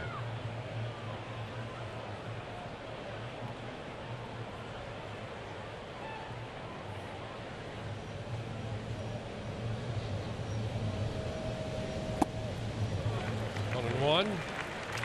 Well, much like what the Royals did in the last inning, it really comes down to just quality at bat after quality at bat. You've got plenty of time left in this game. I mean, you've got to get busy. You're down by 5 runs, but they've shown the ability to score runs and give themselves chances.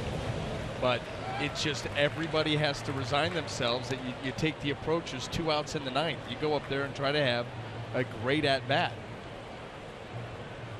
Well, this would be a good start. You know, 4 of their 7 hits have been for extra bases now. And all 3 runs coming on the home run by Corey Dickerson. There's a base hit into left, and that's going to get Miller home with the 4th run of the night for the Rays. Hit number 2 for Evan in this game as he picks up his 26th run batted in. And the last 2 at-bats, Dylan G has worked very hard and worked very well in getting ahead of Longoria and putting him in a hole, and then coming with the fastball, and he lets him off the hook.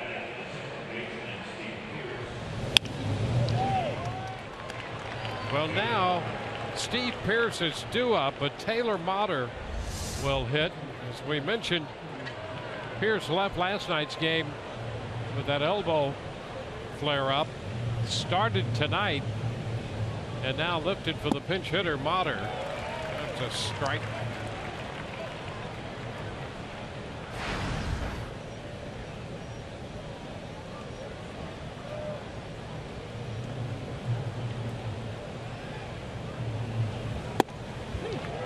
A breaking ball in there, 0-2.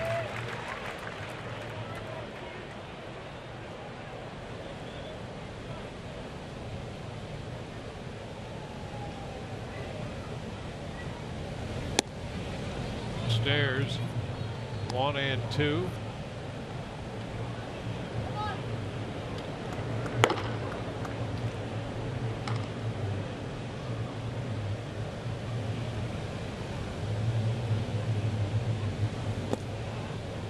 Two balls, 2 strikes.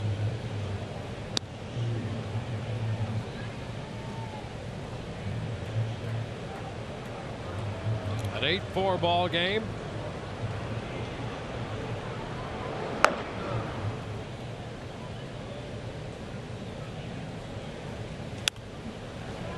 Fouled out of play. Rays have been out hit 12-8 and trying to chip away. Nobody out in the inning with Longoria at first.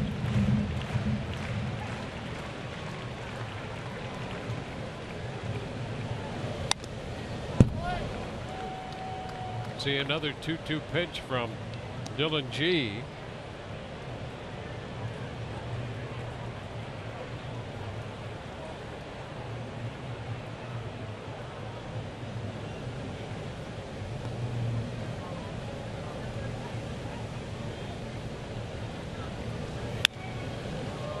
A foul ball and headed for the stands.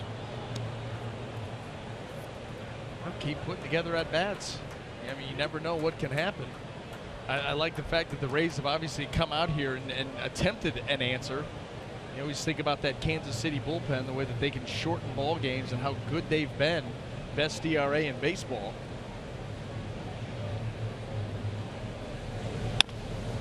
Chop charged by Escobar. Out at second and safe at first. Longoria forced Escobar to Merrifield. Not enough on that ground ball to be able to double up Taylor Motter, especially with Evan Longoria going into the bag and not allowing Merrifield to really get a whole lot on this throw. You see, he's got to throw that thing from the top of the bag. Just wasn't going to be enough velo on it. Well, the Rays got down 8-3. They've scored a run here to make it 8-4. And it's not out of the question that Logan Morrison could pop one to make it a 2-run game in a hurry. And you're right, you'd like to see that before they get to their big guys in the bullpen. And you still got a little. I mean, it's the top of the 5th, but yeah, sooner rather than later. We know later is going to be really, really difficult. And so you're just trying to keep pushing and putting things together. Sometimes your offense is going to have to go out and win you a ball game.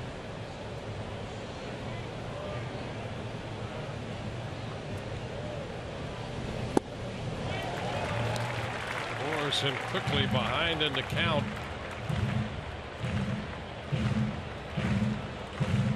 Single to open the 2nd inning, his first time up. Caught looking on a fastball in the 3rd when G retired him on 3 pitches.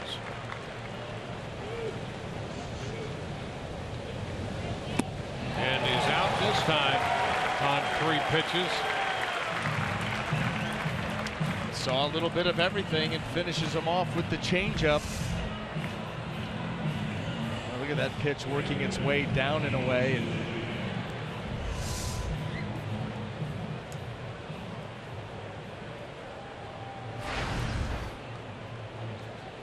Now Steven Souza Jr. 2 for 2.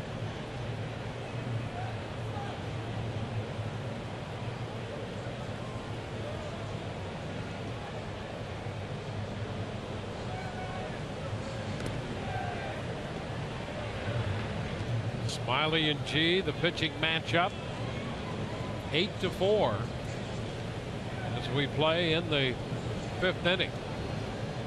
Both starting pitchers still around. Strike,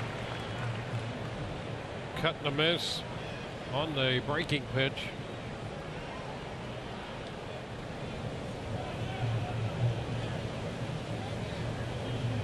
Taylor Motter, the base runner, down to 3rd, and it skips right by Cuthbert into left. Motter goes to 2nd, and Souza Jr. is going to get a hit out of that.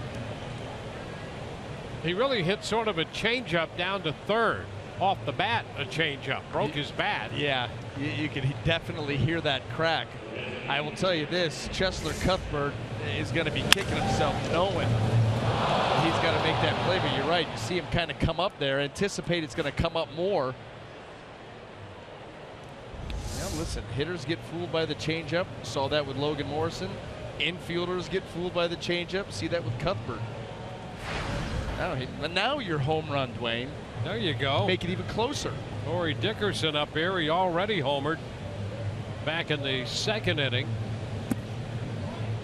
Pitch is low. The ball and no strikes.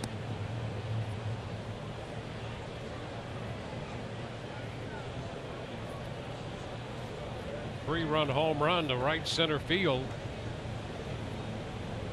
That came off a changeup.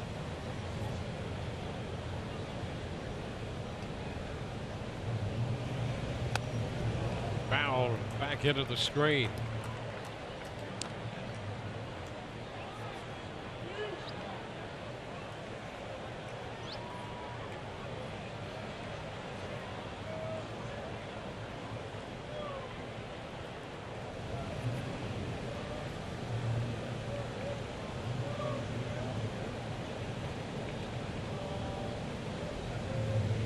Miller has scored.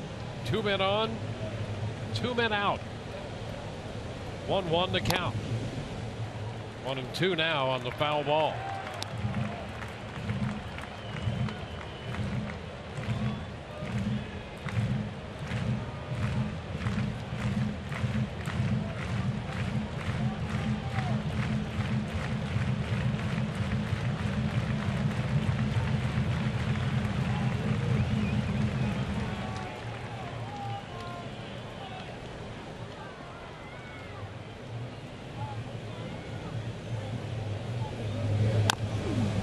Foul off his foot.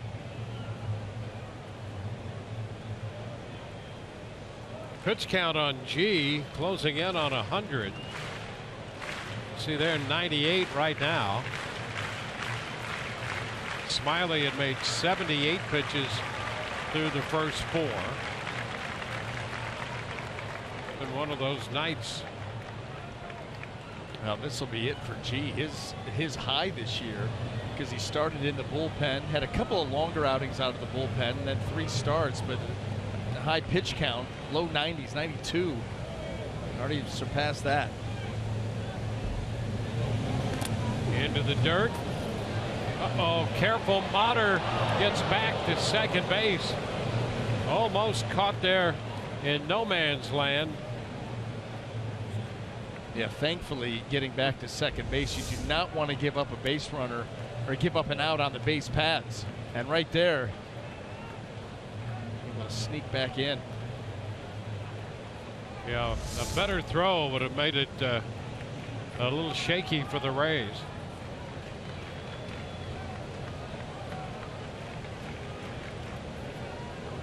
So it's 2-2, the count to Corey Dickerson. He had an extended at bat against G in the 4th inning.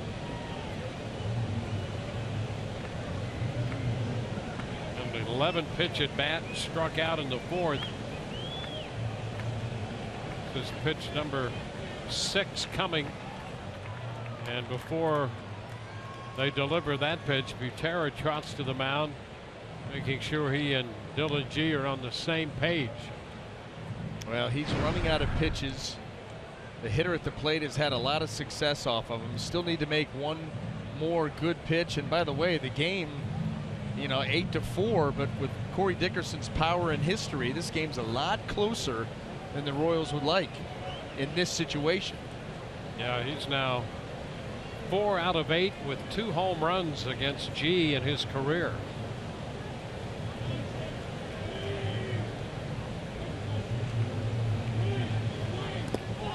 And that's ball 3. So for the 3rd consecutive at bat, it's a full count in this matchup, G and Dickerson. The home run was a full count changeup that got ripped out of here. He's tried a couple in this at bat to put him away. Below the zone, not getting the chase. That's the pitch that he tried to come into the zone with, and Corey Dickerson rocked it.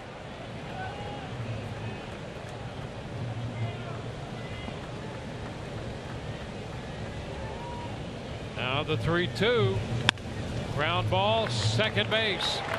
Merrifield's got it, and the Rays settle for 1 run, leaving 2. And they trail by 4.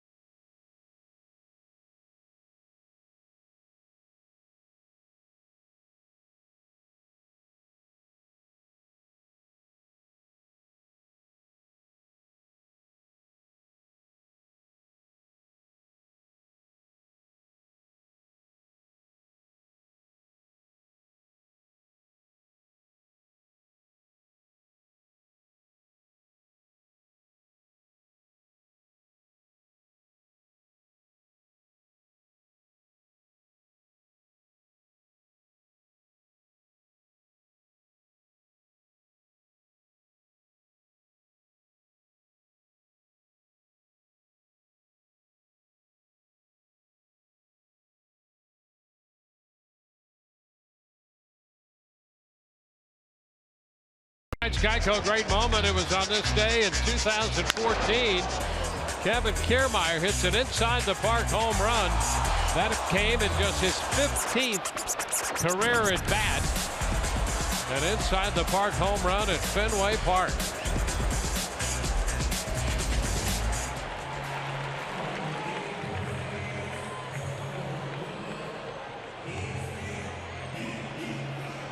move into the bottom of the 5th inning here in Kansas City.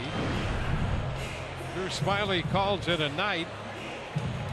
4 innings, 78 pitches, allowing 8 runs, 12 hits, and Tyler Sturdivant will make his 4th appearance for the Rays. 0-1 with a 4.5 earned run mark, and Taylor Motter stays on to play second base.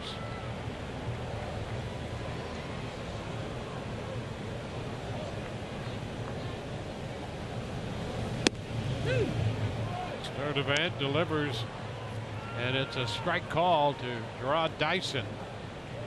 You know, this is one of those outings for Sturdivant that he needs to come in sharp, because this Royals lineup is revved up. They're hot. They've scored a bunch of runs, a bunch of hits, and a lot of times you see that carry over to even the guys that come into the bullpen and just continue to swing the bats well. So you better come in locked in and try to keep them here at 8 and hope for a wild one.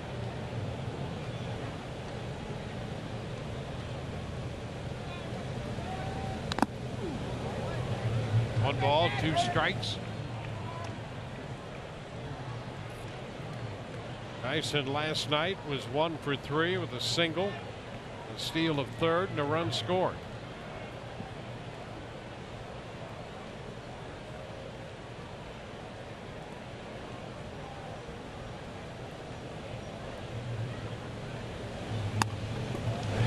This one deflected off the glove of Sturdivant, and no play now. Miller retrieved it, and there's great speed at first in Dyson. I mean, what do you have to do? You get bad contact, and you see Sturdivant reaching back, and he redirects that ball away from Brad Miller with Dyson running no chance. And now you've got that stolen base threat over there at first. And I'm going to tell you right now, 8-4 Royals, they're not taking their foot off the gas pedal. They'll try to run it to 12, to 15.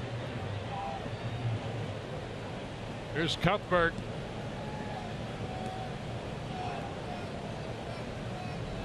Yeah, that aggressive style is the way they play the game. Oh, the Rays, you know, they're going to look at the last half inning and say it was 8-3. Before we knew it, it was 8-4. 2 runners aboard and a guy that's owned our pitcher out there on the mound at the plate. A little too close for comfort. So they will get back to being aggressive, especially with this guy at base. Look out, that's foul up the right side. Moving Rusty Kuntz, the first base coach, out of the way.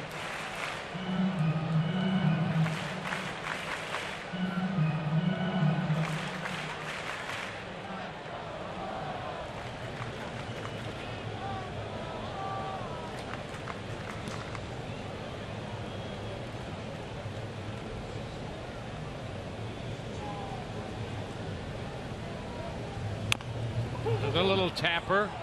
Sturdivant back to second, out there first. Rays get them both. Nicely done to get the double play. Well, you wanted number 1 to get that speed of Dyson off the bases, and the Rays turn 2 right here. The feed by Tyler Sturdivant was impressive, showing good pop off the mound. He just turned and flipped this thing out there with some hair on it. That's what allowed Brad Miller to make the return throw and get it. Watch how quickly he gets rid of this. And on the money. That was well done by the Rays. Yeah, he has some infield experience in his background. No doubt. Short arm action, yep. Strong throw in a great spot. 2 outs with the bases empty, and here is the catcher, Drew Butera. Takes a strike. Butera 2 for 2. Double, and then the bunt single in the 4th to get a run home.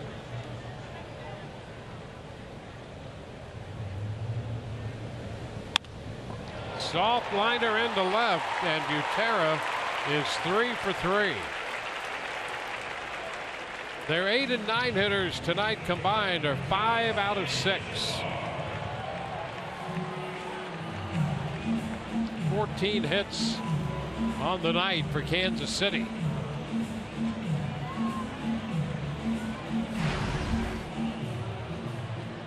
And here we are in the 5th inning. And Alcides Escobar is about to make his 4th plate appearance. He's 0 for 2 with a sacrifice bunt.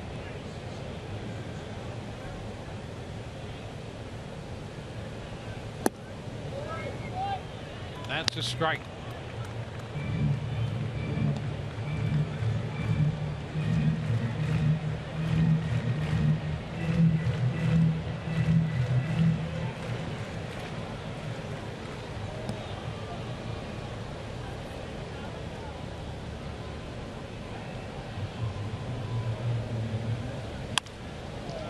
Roller.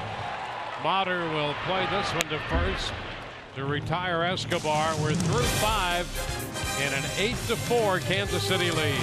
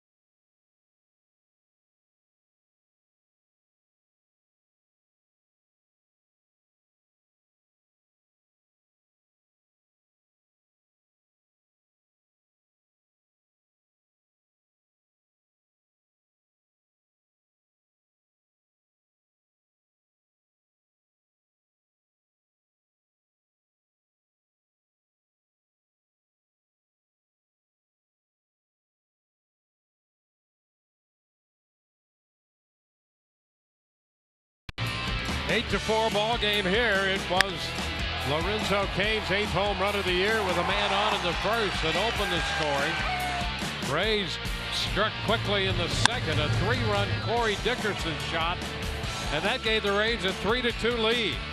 But in the third, Kansas City struck again for a run and then broke it open in the 4th inning.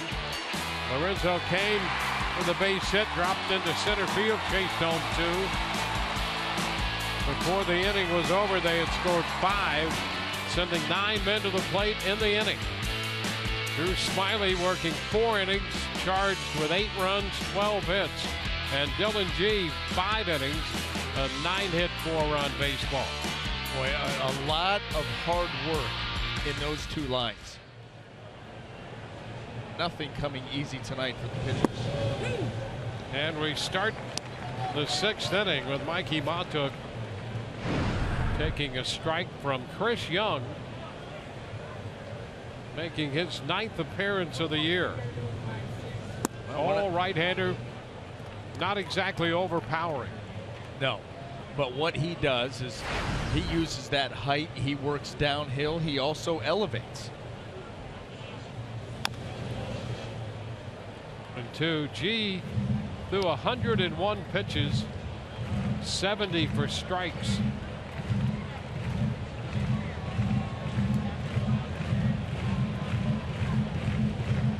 Rays got their 4 runs and 9 hits off the starter. Now face Chris Young. Oh, look out on a pitch up and in. Montook getting out of the way, and it's 2-2.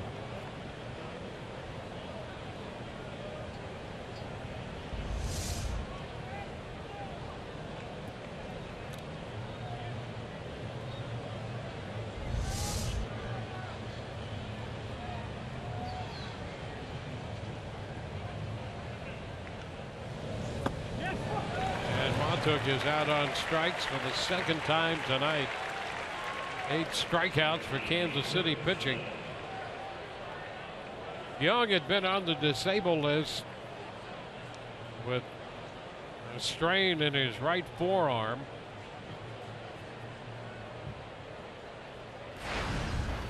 returned Saturday.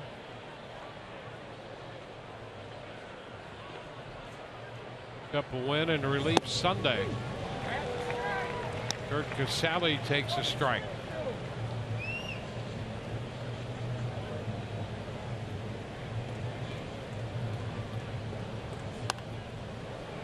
That'll play 0-2. Casale walked in the fourth.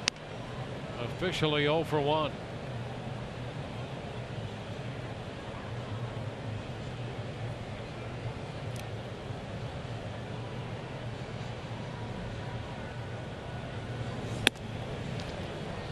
Ball, 2 strikes.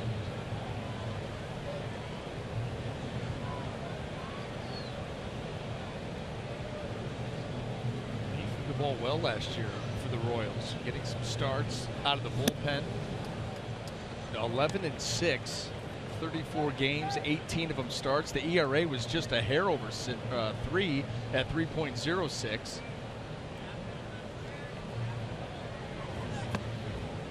Gone to 3-2 on Kurt Casale.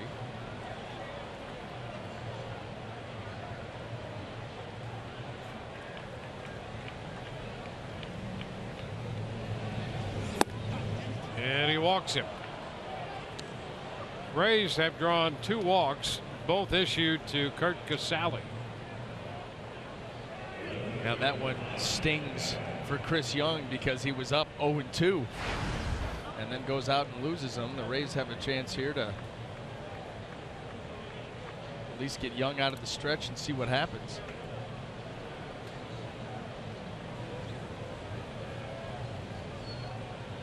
Brandon Guyer 0 for 3 tonight.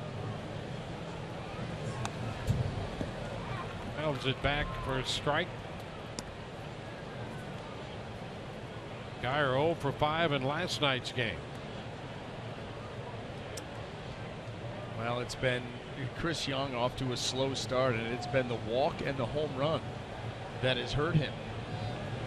Well, that's a combination the Rays could use to get back in this thing. Yeah, I mean, he is, well, with counting the out, 33 2/3 innings. He's given up 12 walks, 13 home runs.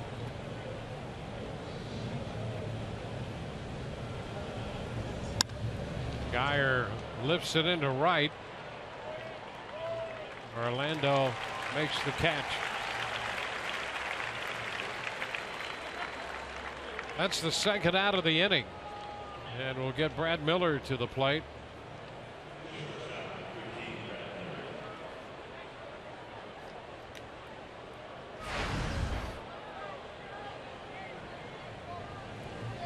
So Brad Miller will get his first look at this right-hander, not only tonight but for his career.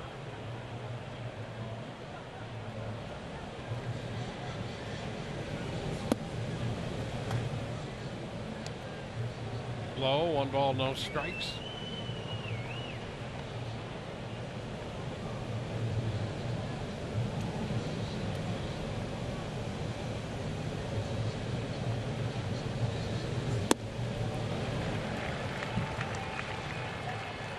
One.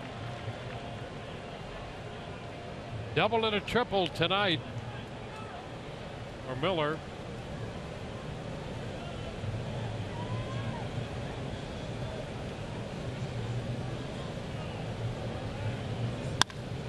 And a line drive base hit into right field. That moves Casale up to second base. So Miller is on for the 3rd time.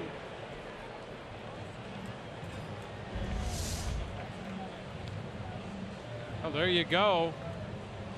That base hit will put him into a position to maybe shoot for the cycle.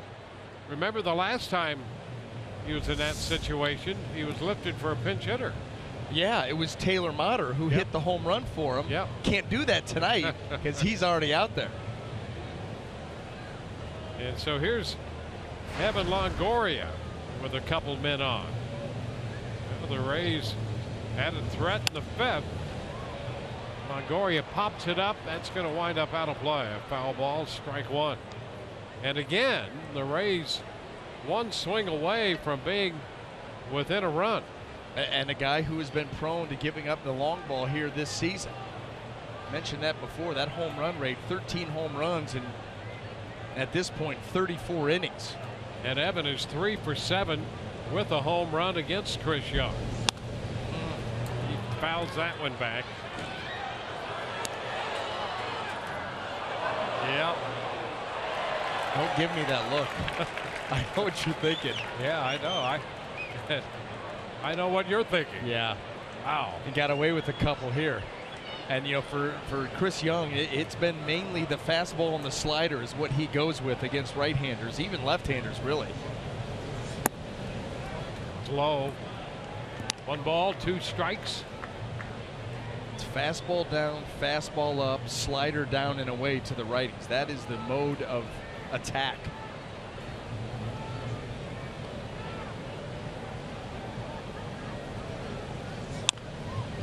The end of the bat, foul. 1 and 2.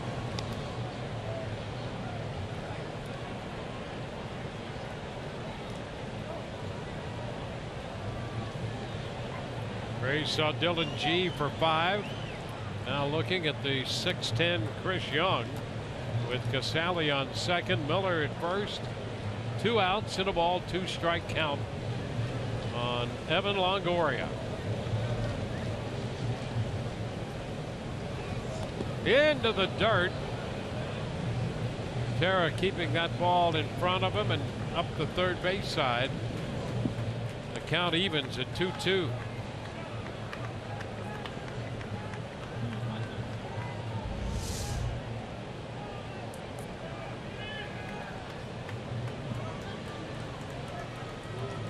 No cutoff man.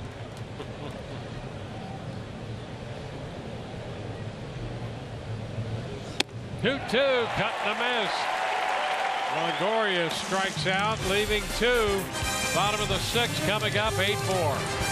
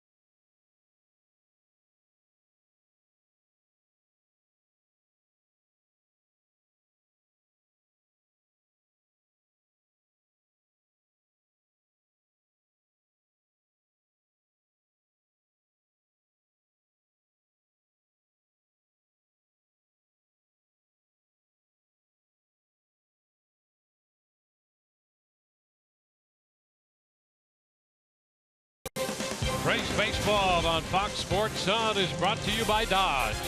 Visit Dodge.com or your local dealer today. By Geico, 15 minutes could save you 15% or more on car insurance. And by your Southern Chevy dealer. Brad Boxberger is going to make his first appearance since coming off the disabled list.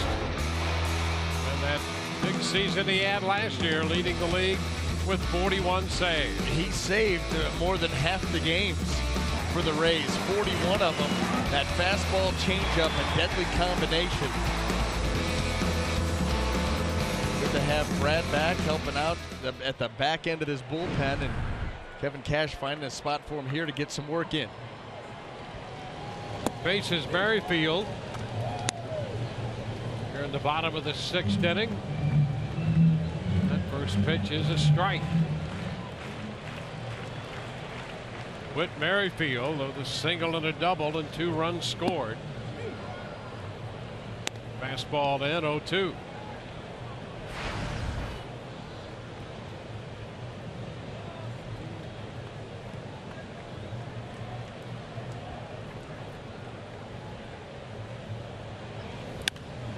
And a fly ball lifted toward the line and right. Susie Jr. into foul territory after it. 1 away.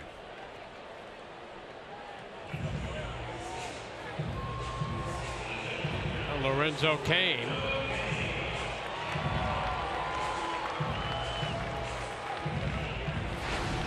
Cain is homered, has been walked, and has doubled.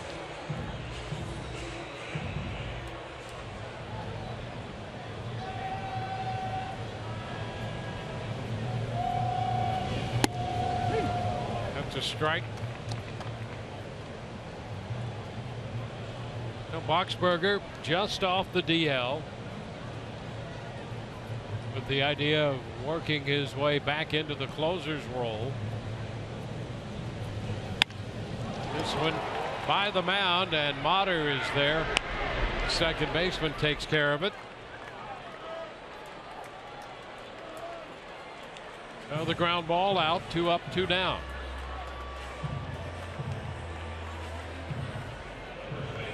Derek Hosmer.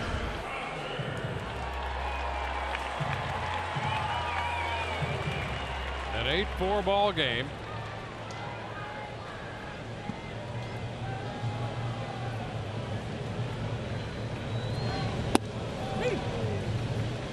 And a first pitch strike to him.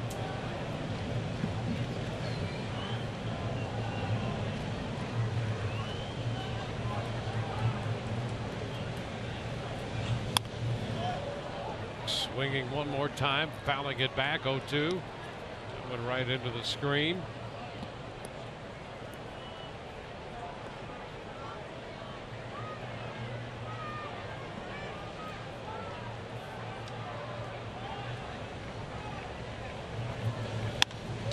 The other way, and a base hit. Hosmer continues to be red hot. And that's why. That's a big reason why. That ability to go the other way, not to try to pull that pitch, let that ball get into the strike zone and then unleash on it and use the other side of the field. You're just never out of anything. He's so comfortable at the plate right now that the pitch away he could do that. If all of a sudden you try to come in on him like last night, he can pull it. I mean, he can drop the hands in, bring him in quick, and hit with power into right center. Kendrys Morales now hitting from the left side. And there's a shot to right. Souza Jr. is going to watch this one go into the bullpen. First pitch. Morales hits his 6th home run of the year.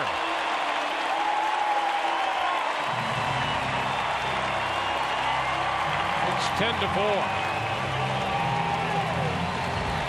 Bat where Kendrys Morales is sitting fastball, just sitting fastball, and he got one middle in.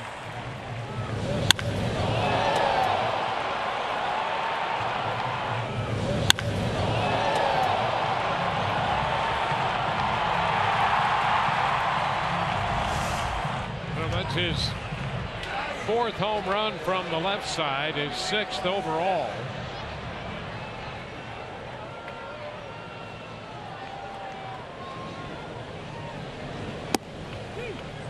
Pitch is a strike to Orlando.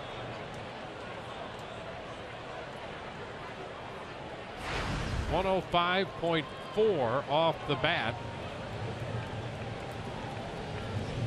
On the home run by Morales.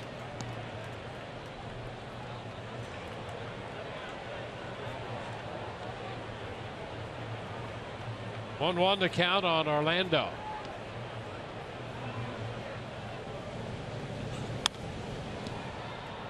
Going to be out of play, and it's 1-2.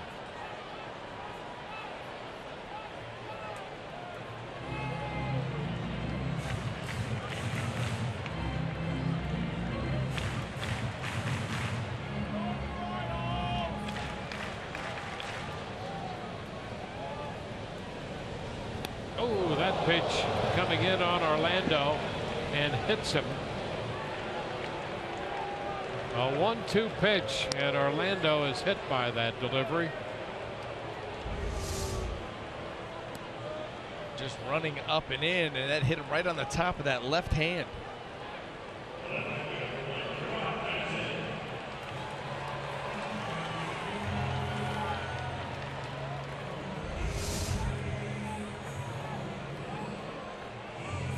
Have a look at his left hand.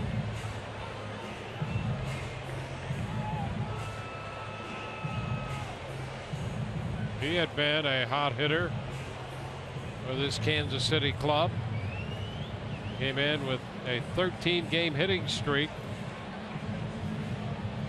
Was 0 for 3 and now hit by a pitch. Here it is.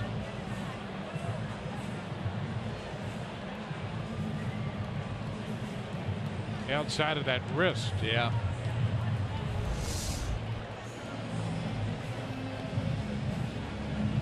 Not real happy either. Not happy at all.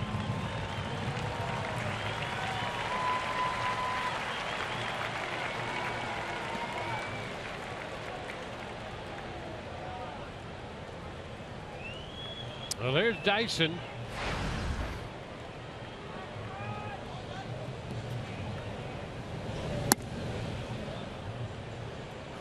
The ball.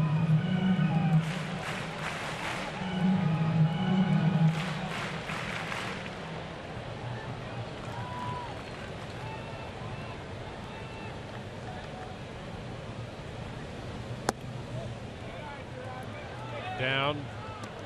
A 2-ball, no strike count.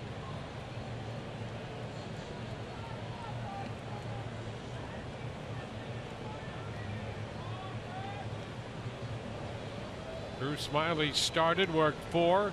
Tyler Sturdivant 1 inning, and now Boxberger.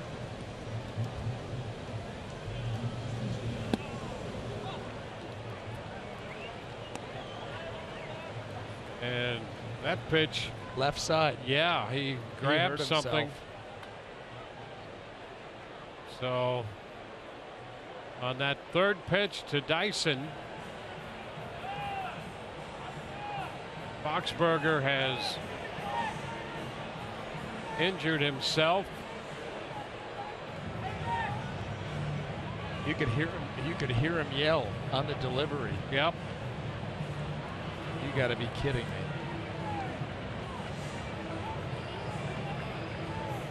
Well, he was just reinstated from the disabled list yesterday. Tonight making his season's debut, and leaves. And that didn't sound good, nor did it look good. No, right there, you can see that immediately the glove went to the side. The audio, you could actually hear him yelp on the delivery, and immediately calls for Casale.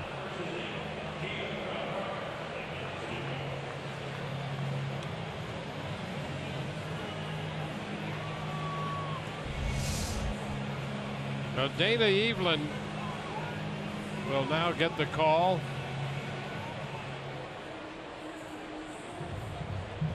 Pitching change coming.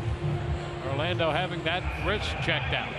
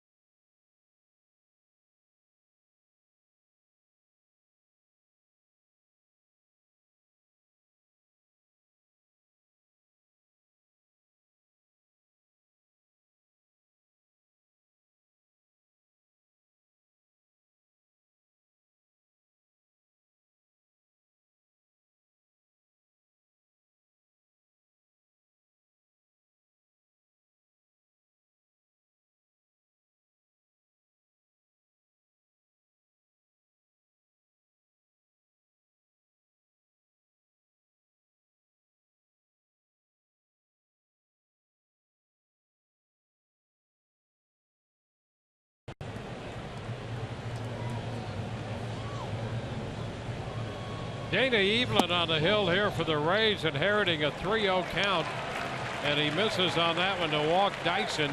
Evelyn forced into action here with Boxberger departing, and that side injury forces Boxberger from the game, and his season's debut just off the DL. 17th appearance for Evelyn. Cuthbert now up there with 2 men on and 2 men out. You can see the look all over Jim Hickey's face and Kevin Cash. Disbelief. Yeah. I mean, he's your closer. You're going to ease him back in. You needed help at the back end of the bullpen. You were getting it. It was a boost to the team, a boost to the staff, and 16 pitches in to his first outing back, and it went. Yep. And if you back it up, yeah, a few pitches before to the previous hitter, Orlando, you could start then to see something as we look back at that. That's a strike. It's a pitch to Paulo Orlando. And watch Brad Boxberg. Nothing right there, but look, that starts to feel for the side. You'll see a little stretch here. Well, there's a little stretch there too, and then there's the pop to Dyson.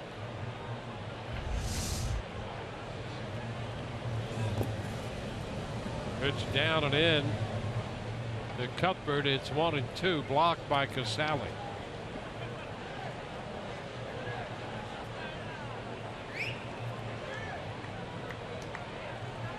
Well, the Rays just getting Boxberger back, and he leaves with an injury.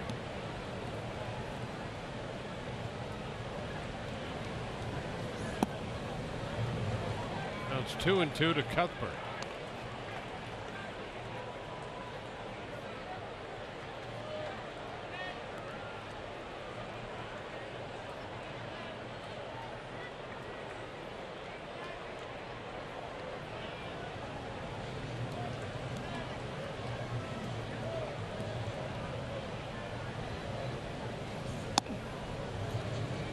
Now full count.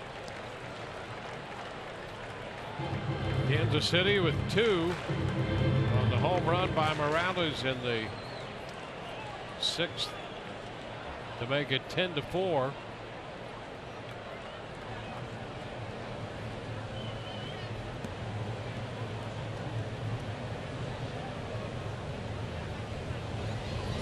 Runners go, and there's strike 3 call on the outside corner. 2-run score on the home run. 10-4 Kansas City.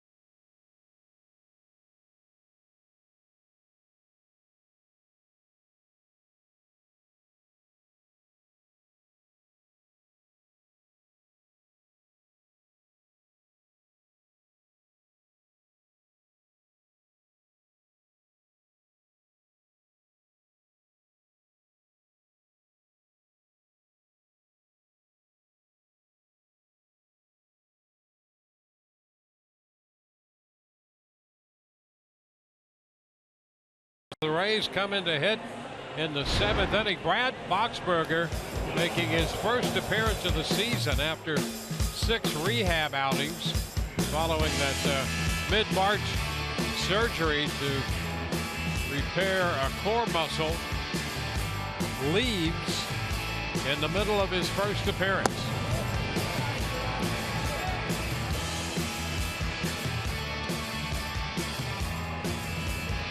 Coaching his left side.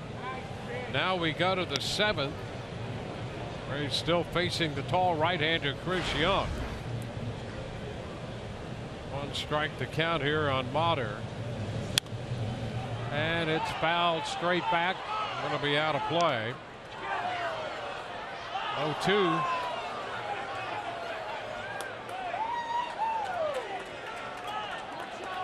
Dylan G started. Young worked the 6th inning. And now out here in the 7th. 1-2.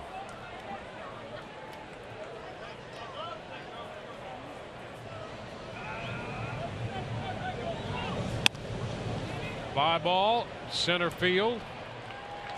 Kane makes the catch.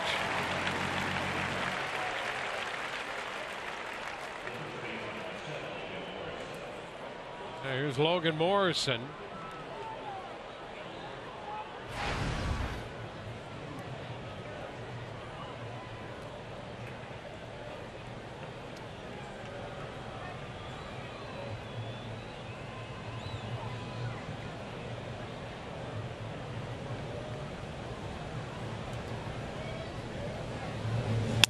Morrison lines it into center, and that's going to be in for a base hit. Second hit given up by Young. The Rays have 11 hits tonight. That's the second one for Logan Morrison. Tomorrow on Rays Live, the pregame show presented by your Gulf Coast Honda dealers. Chris Archer on the hill, and we will hear from the Rays right-hander. He'll be matched up against Danny Duffy, the lefty. And Orestes will break down Alex Colomé, who has been so solid as the closer.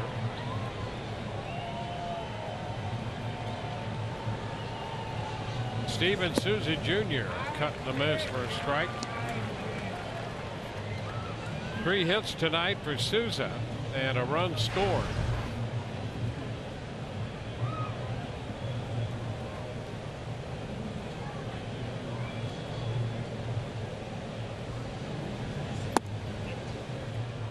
It's 1-1.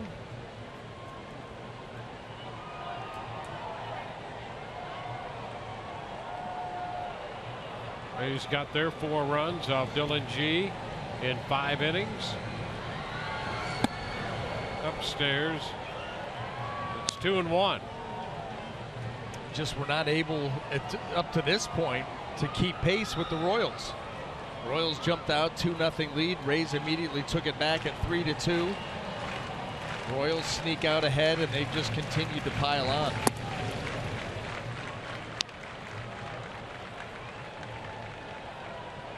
A 3-1 count.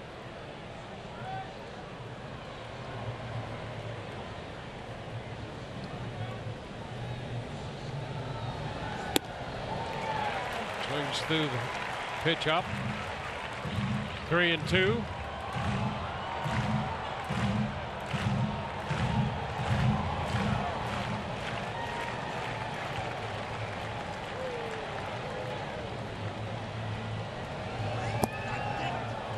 Low. Souza on base for the 4th time tonight, drawing a walk this time. With 1 out, men at first and second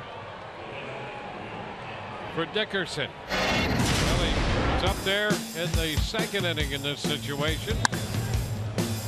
And then a 3-2 pitch out to give the Rays a 3-2 lead at that point. The Rays with a big month of May in the home run department, tying a club record 44 home runs this month.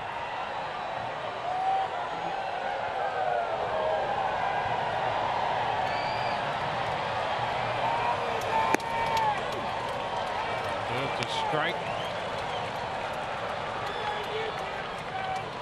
Young talking with Bob Davidson about how high that strike zone extends up.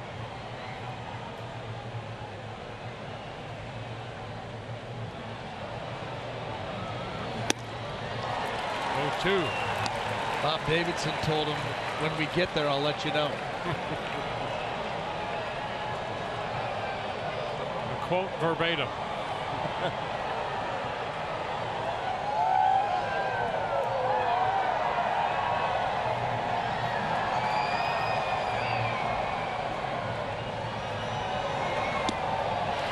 Dickerson strikes out.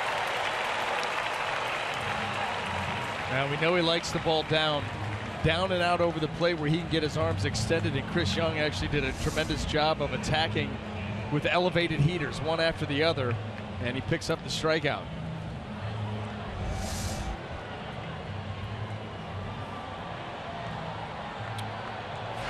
Two gone with runners at first and second. Boy, it seems the Rays have had 2 men on all night. Mikey Matuk. And there's a strike in the upper part of the zone. Yeah, they've had their chances. There's no question about that. Rays left 2 on in the 6th. They left 2 on in the 5th. They left 2 on in the 4th. They have 2 on here in the 7th. And Matuk is down in the count 0-2.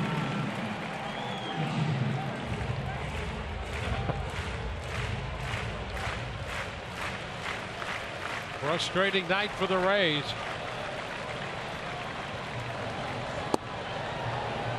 A ball, 2 strikes.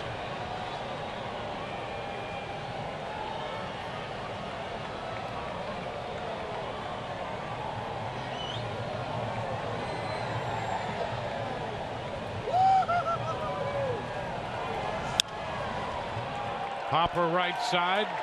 Hosmer makes the call and the catch in foul territory.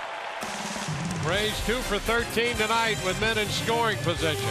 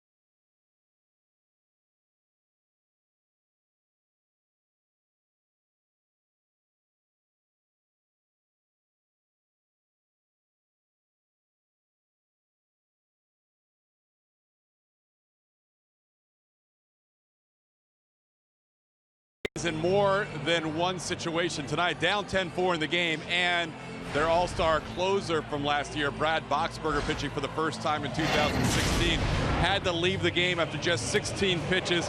After he hit Paulo Orlando, you could see him reach for that left side, stretching out before he faced the next batter. Then he would go 3-0 on the next batter and leave the game. Guys, the official word from the Rays clubhouse is a left side muscle strain. He'll be evaluated further by a doctor here at Kauffman Stadium tonight. Well, the Rays hoping for the best there. And again, the initial, as we just heard from Todd, the initial report, a left side muscle strain. Dana Evelyn, who finished out the 6th inning, begins the bottom of the 7th. 1-0 the count to Drew Butera. Butera 3 for 3 tonight.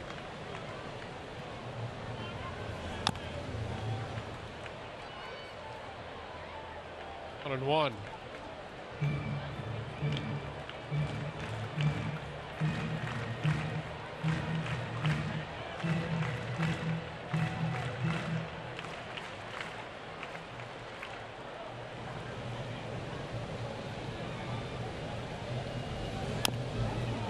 Gets off his foot.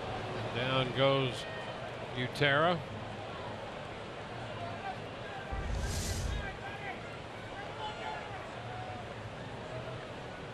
Off the top of that left foot.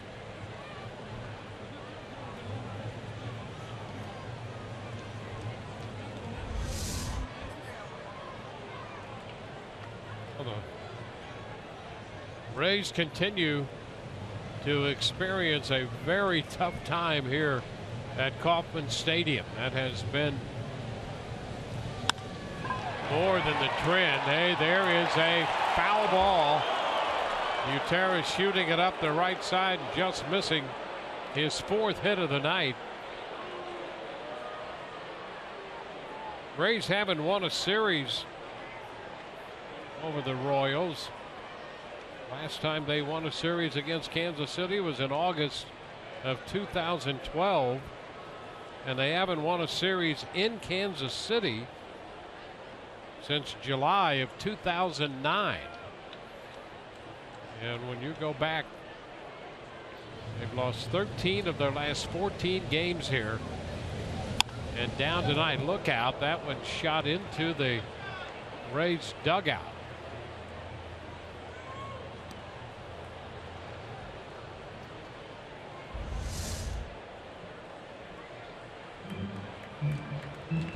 Butera stumbling out of the batter's box there.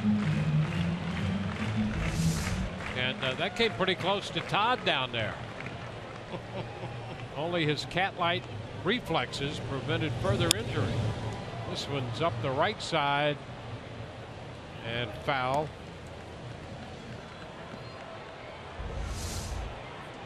Take a look here. That evasive action by Todd. Very quick. We've seen that before.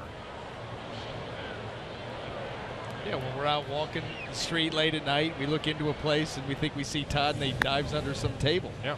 One moment he was there, one moment that he's gone. Disappeared. Yeah. Gone. No, I was not. I just took a little walk. See, his hair is dry right now. Yeah. It's early. It's all in place, too.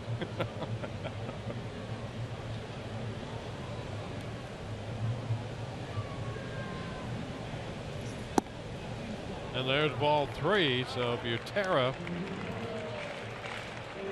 has gone all the way to 3-2 here against Dana Evelyn.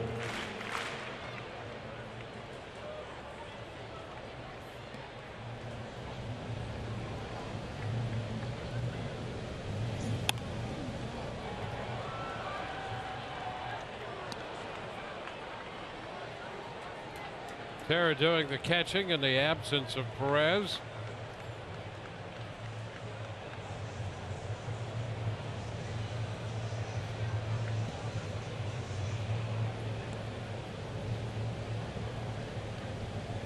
Will be a 10-pitch at bat, and there is ball 4. So he draws the walk and is on base for the 4th time tonight. A 10-pitch at bat.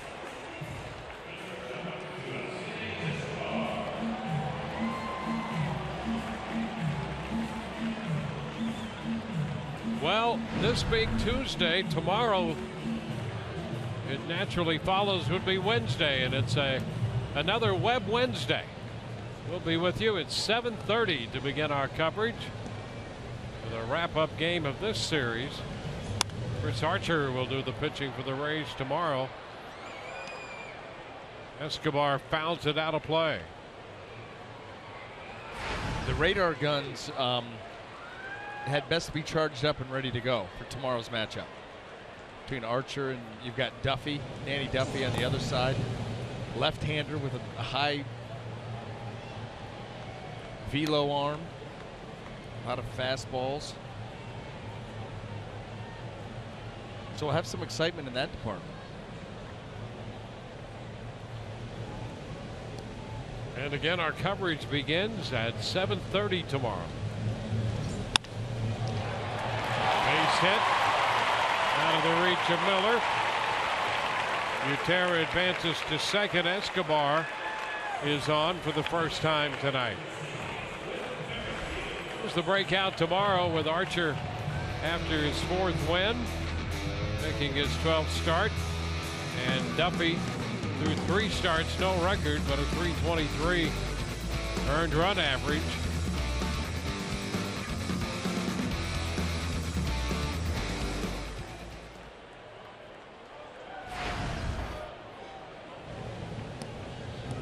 Two hits tonight for Whit Merrifield.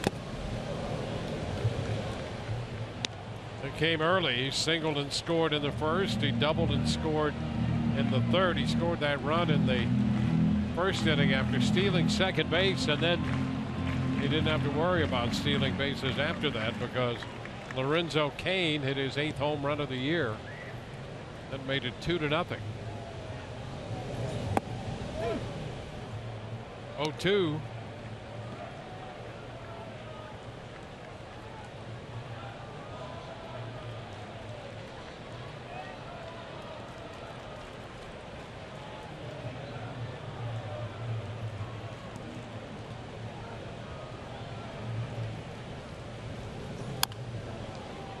Chopper foul.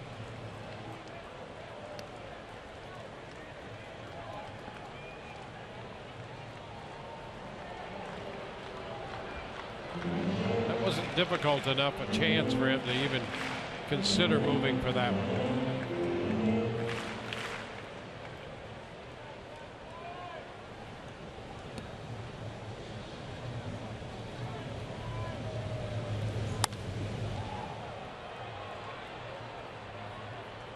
Count holding at 2 strikes. We could get more opportunities, though. You know, when Evelyn sweeps that slider down and into these righties, they're trying to get down to that pitch. A lot of times you're going to see him chop that, pull that ball over in that area. So tell Todd to keep his head on a swivel.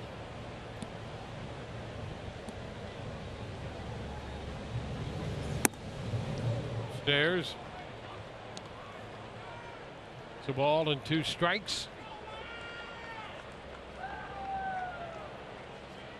Gutierrez at 2nd, Escobar is at 1st.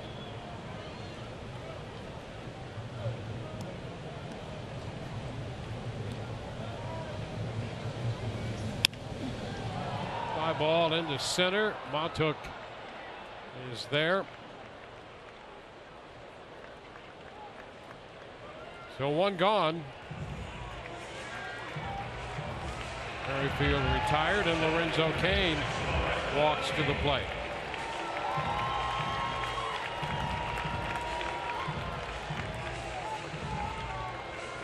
Cain with 2 hits, including a home run. He has 4 runs batted in tonight. Sally and Smiley talk it over out there.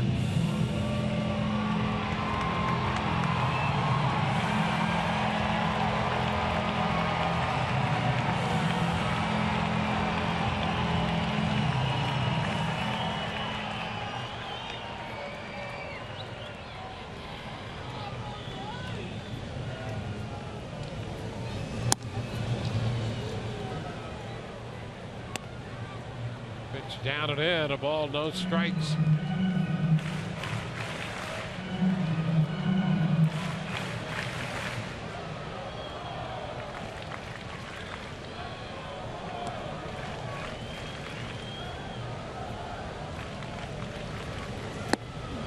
Oh, big cut right there. He was after another one.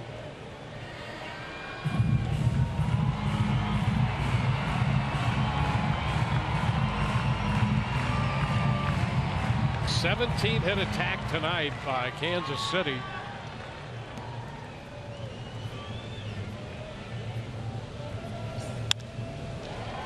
And a short right. Souza Jr. takes care of that. 2 outs. Eric Hosmer is on his way to the plate.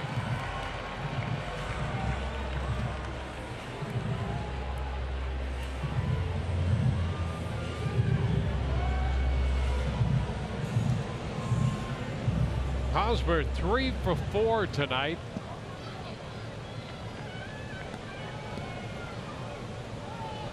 His average up to 332. Evelyn throws him a strike.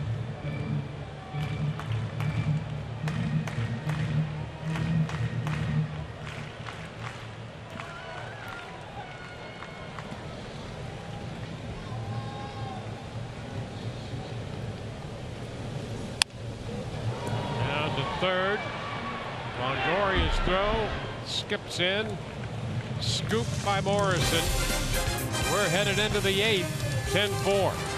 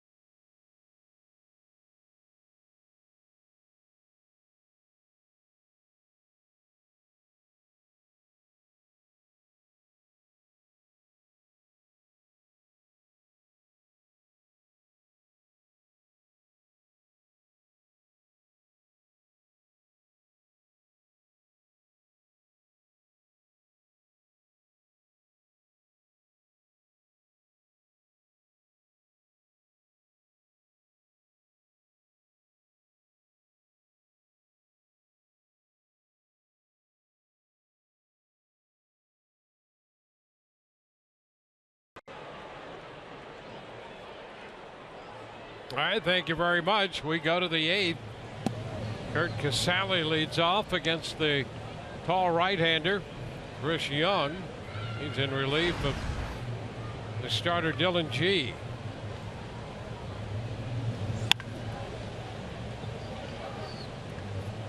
Casale has walked twice tonight. He is otherwise 0 for 1.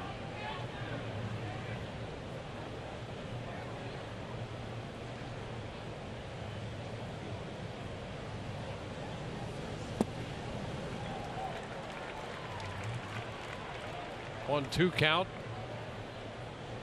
The Rays down the middle part of this game are able to put men on base, leaving 8 men on base in the last 4 innings, but they've scored only 1 run in all that time.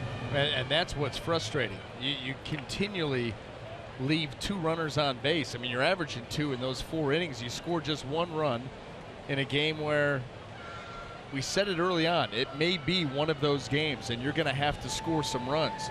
You get the opportunities, you put yourself in the position, and just cannot come through with that big clutch hit while your opponent does. And there's no let up here, Dwayne.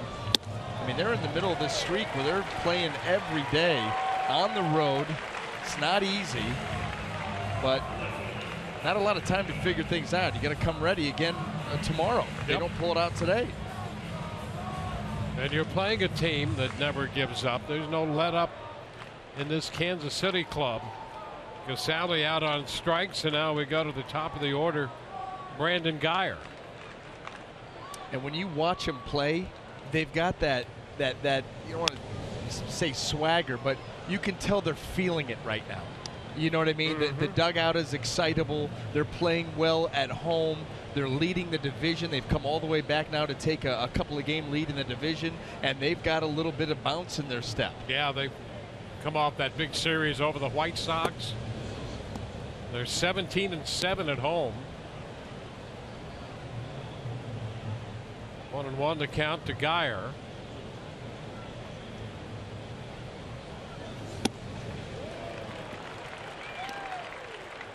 One ball, two strikes coming into this game.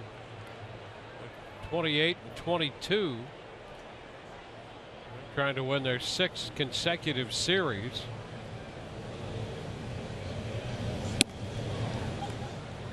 It's 2-2. So they're starting to feel as if they're finding where they want to be. Necessarily start that way. And now Geyer is out on strikes for the 3rd time tonight. 5 strikeouts for Young. Let's check in. Speaking of Young, let's check in with Todd Callis.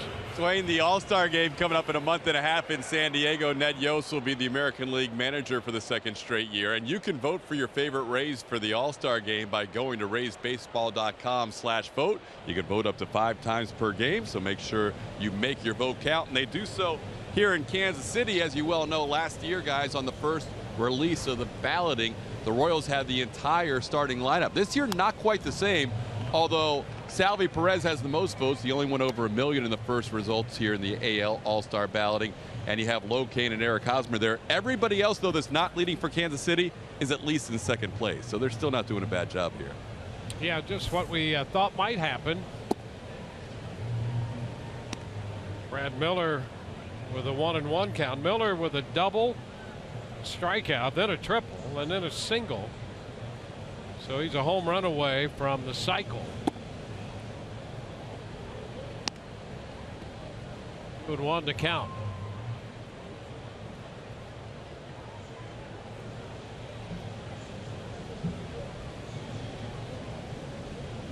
This is the first inning tonight.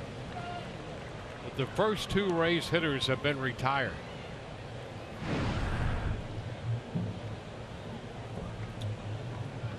Well, at the time, B.J. Upton, now Melvin Upton Jr., the only cycle hit in Rays history back in 2009. There's a ground ball to first, glove by Hosmer. And the pitcher, Young, over to cover. 3 up, 3 down. Go the Rays. Bottom of the 8th coming, 10-4.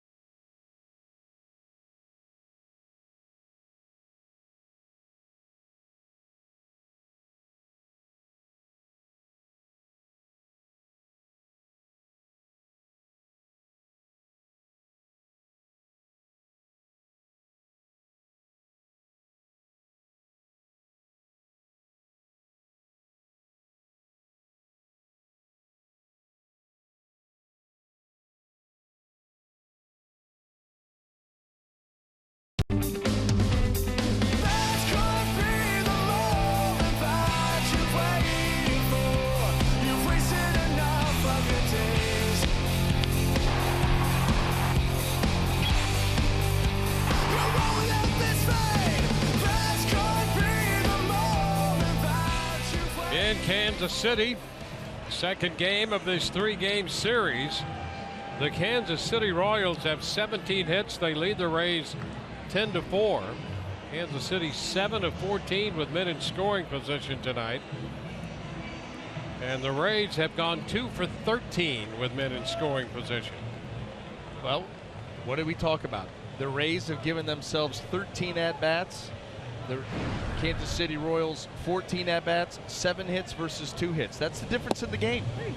That's it.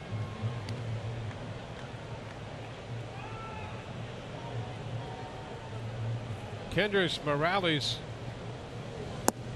leads off here in the bottom of the 8th. Ryan Garten in the game now for the Rays.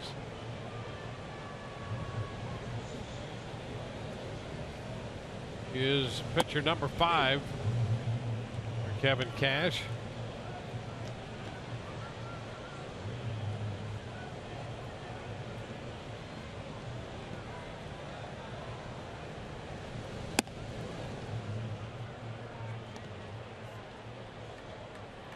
Two the count.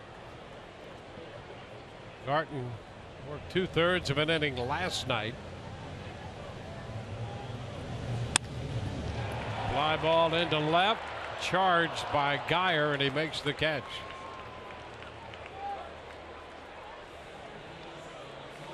One away.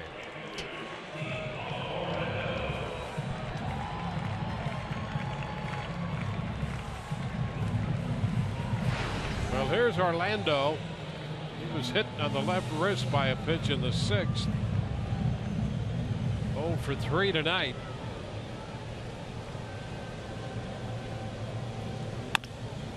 Chopper headed toward the middle, and that ball will get through.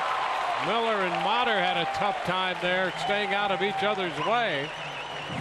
And Orlando gets a base hit. Check with Motter and Miller to see if they're all right after all of that. Orlando's extended his hitting streak to 14. Story of the night right here. That's the story of the night. Ball gets through. No play can be made, and 2 guys go down. And the Royals pick up their 18th hit. 18 hits for Kansas City. Tired of watching it. Got to be honest with you. It has not been pleasant for the Rays. Now Chopper Garten got his man at first, and a throw back to second. But Dyson, as we all know, can really run, and Garten had to make a hurried throw a little wide, but Morrison managed to keep his foot on the bag. Orlando moves up. Yeah, anytime you get those choppers, you know, you've got that internal clock going. Then you get a guy like Dyson running, and you're thinking, man, I'm going to get it and throw it right now.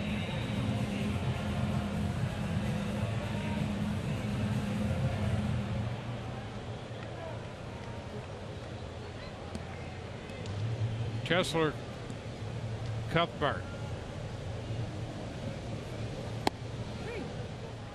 A breaking ball is in there for a strike.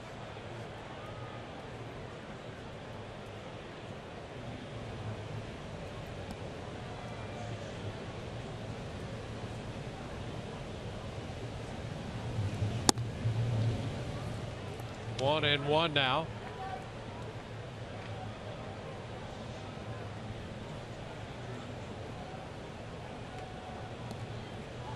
Eight of the runs charged to Smiley, 2 runs to Boxberger. It's 1 and 2.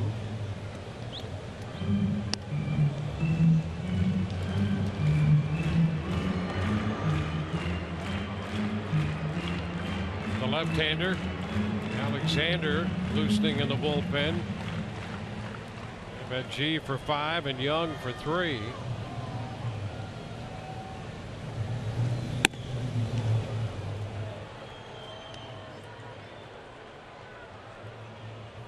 Two now.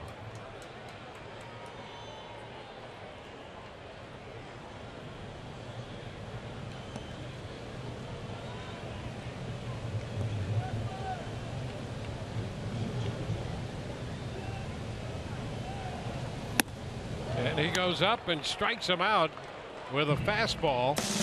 Hit 93 up. We go to the ninth. It's 10-4 Kansas City.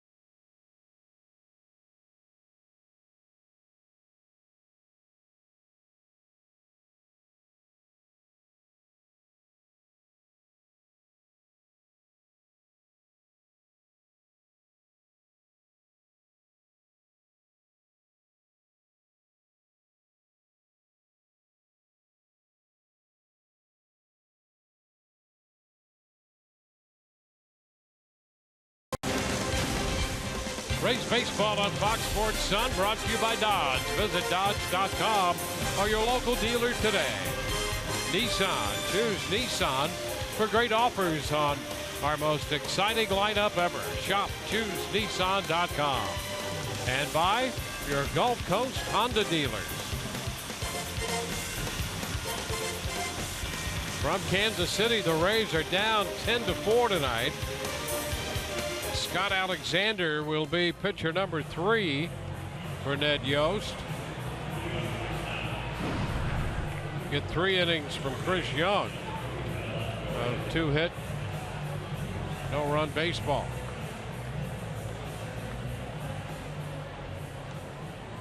Evan Longoria will face the left-hander Alexander. Primarily a fastball slider guy.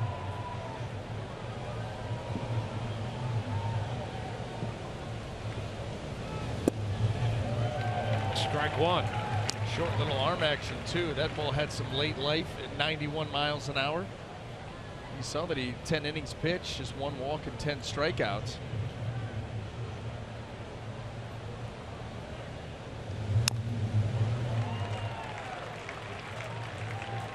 Oh, 2.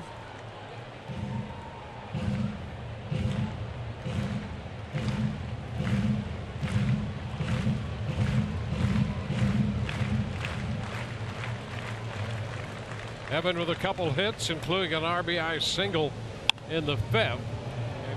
Lofts this one foul out of play.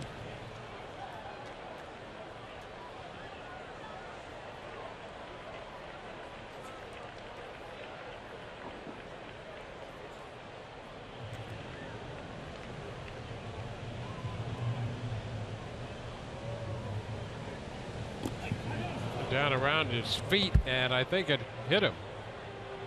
Certainly did. Yanked a slider.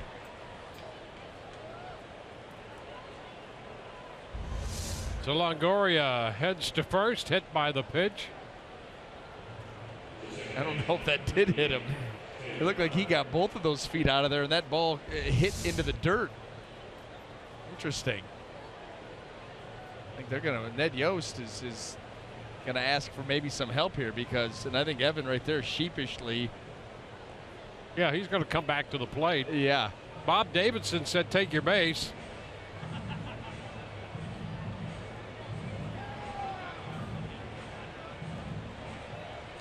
And Ned Yost here in this 10-4 game in the 9th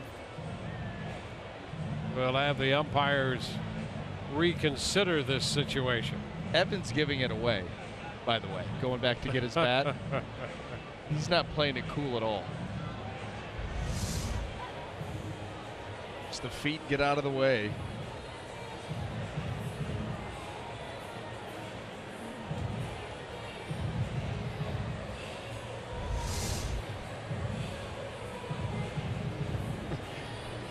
We really needed one of these moments in this game. I just love the fact that Evan's not even selling it down there at first. He's like, let's just go. It didn't hit me. Let's go. Let's play some ball. Wouldn't it be great if it came back and they said, oh, no, he's going to first base? He may say, yeah, no, I'm not. Didn't hit me. I want a challenge for the Rays side. This is one of those moments right here. This whole situation.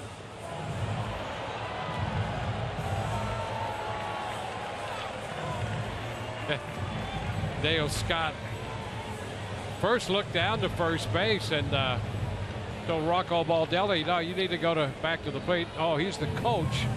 And then he spotted Longoria already at the plate and pointed at him and said, yeah, get up there and hit. So he's like, yeah, I've got the armor on. I'm ready. So the count is 0-2.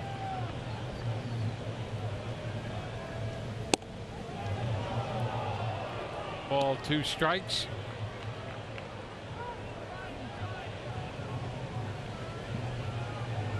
Yeah.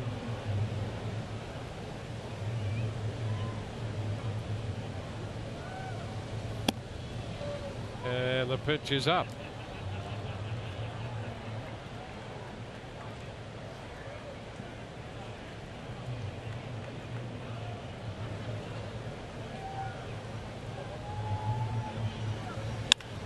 There's a fly ball into right center field. That's got a little carry on it and will bound to the wall. Longoria is on his way to second with the double. So out of that, he picks up his 3rd hit. What would you rather have? A hit by pitch or this? Got underneath that baseball, create a little bit of backspin, get some carry. An extra base hit. Well, the Rays have another man in scoring position. They've had runners in scoring position in every inning except the 8th. Every inning they've had men in scoring position.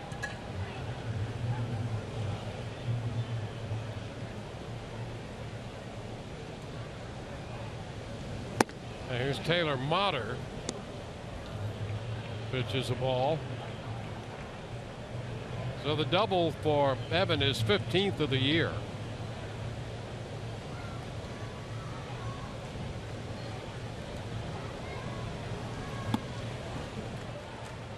Two 2-0.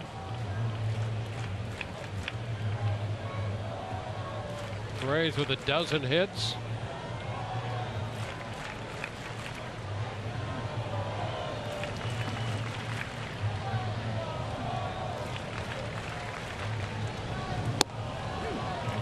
Two and one.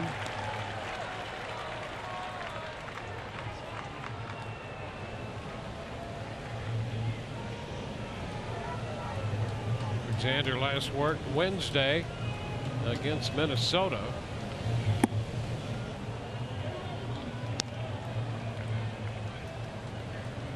Three and one. Was up with Kansas City last September.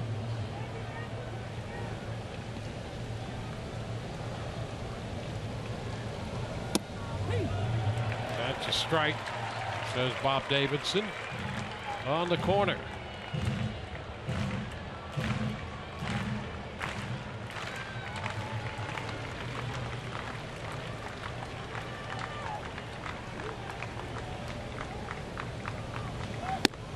And there's ball 4. Oh, a couple of men on here for the Rays to open the 9th inning.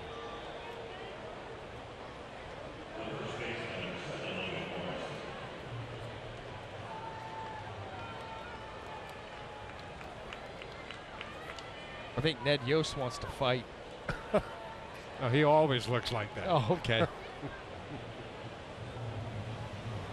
Runner at second, another man at first. And here's Logan Morrison.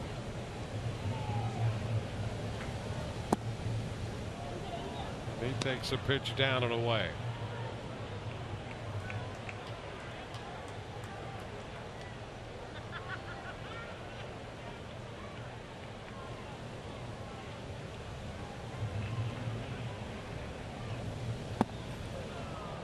And that ball down is going to get a visit from Drew Butera.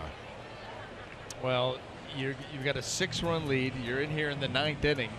You get ahead of Evan Longoria and then miss, let him back into the count, give up a double. Then you're out of the strike zone. Extended period of time. Those two men right there, you know that Dave Island and Ned Yost are livid right now.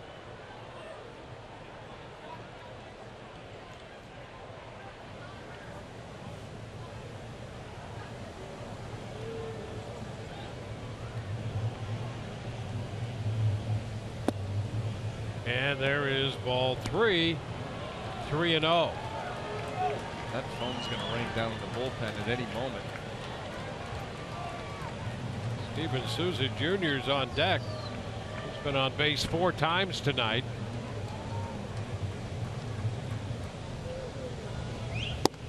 And ball 4. The bases are loaded on a double and 2 walks. Morrison walks on 4 pitches. And Steven Souza Jr. is coming up. Dave Island heads to the mound.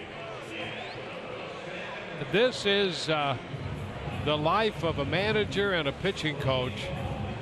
You've got a 10-4 lead, and you've got a left-hander here who last year was their AAA pitcher of the year at Omaha. He was 2-3 in 41 games.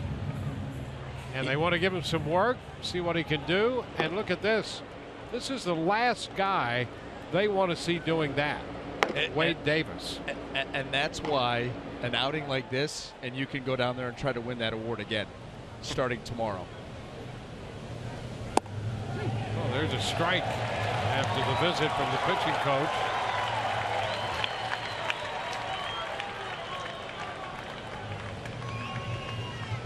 And you're right about that. Wade Davis up. He may have been napping. Foul out of play, 0-2. I mean, even if you're the manager and the pitching coach and you're up 10-4, and now you have to get your closer up, that just shows you it's not an easy life to be a manager or a pitching coach. And the 2 guys across in the other dugout, Kevin Cash and Jim Hickey, are having an even tougher night. And you know what? The thing about it is, if a guy's out there and he's getting hit, having an off night, okay, but it's the walks. It's the walks that infuriate. You know, this is the big leagues. You got a big lead, throw strikes. If you, like I said, if you're getting hit around, no one likes that either. But you can live with that. The walks that's the thing that gets the blood boiling. Cannot defend the walk.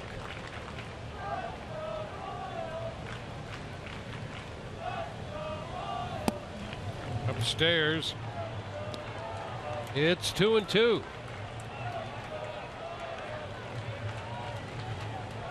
Dickerson is on deck.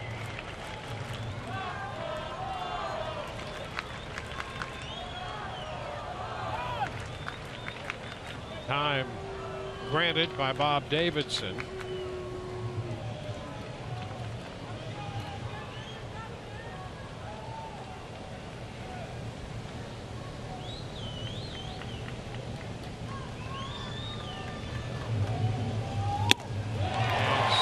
Jr. out on strikes. That's the first out. Well, it was a borderline pitch, and Souza Jr. upset with himself, and I think turned around to Bob Davidson asking him, was that a strike?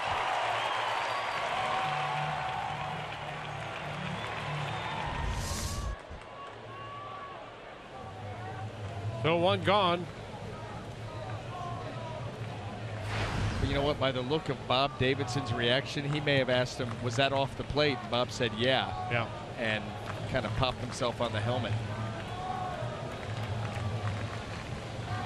There's Corey Dickerson.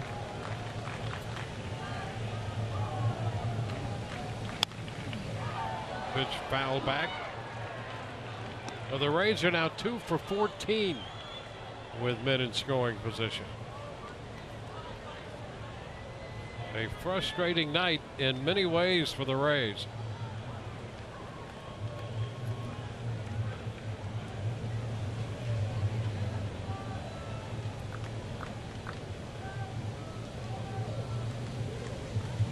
Ground ball off the mitt of Hosmer. A run's going to score, and the bases are loaded.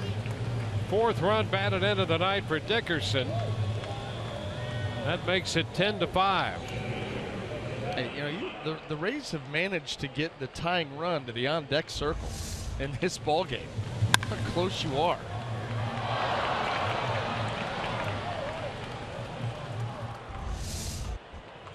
Well, Ned Yost comes out of the dugout with the potential tying run on deck. They're going to go to the bullpen.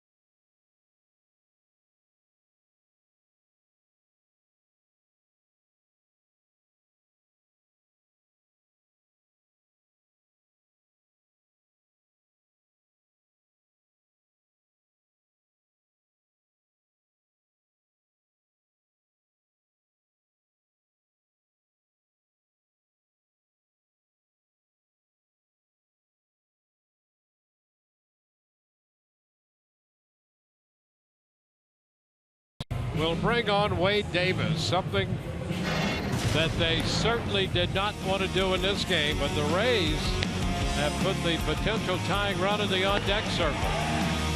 Well, and Wade Davis, a little bit of a slip this year. You know, the ERA is at .96, or a year ago is at .94. It's amazing what he's been able to do in the last couple of years, and here you look at the numbers. I mean, the record, ERA, opponent's average, the saves 14 out of 15 this year, 17 out of an 18 a year ago, a dominant fastball, a very good curveball. He brings out a starter's arsenal to the closer's role with the closer's mentality. Everything is sharp and power.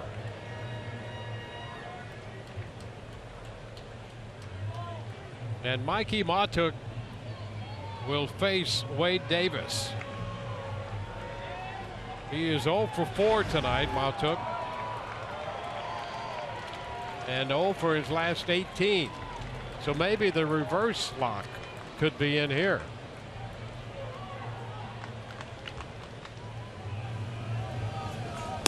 And the pitch is a strike, and Matuk said, "What?" Yeah, I think everybody did. I bet you Wade Davis is thinking the same thing. This ball's not even close.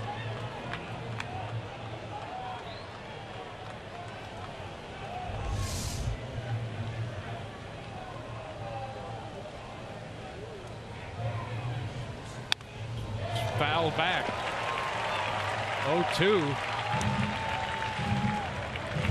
Scott Alexander's probably thinking, if that was a strike, I'd still be in this game. Wow. 0-2 now to Matuk.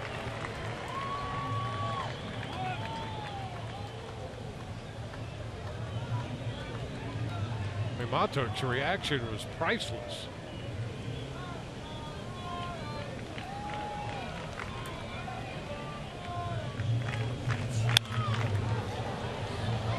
Lifted out of play, foul.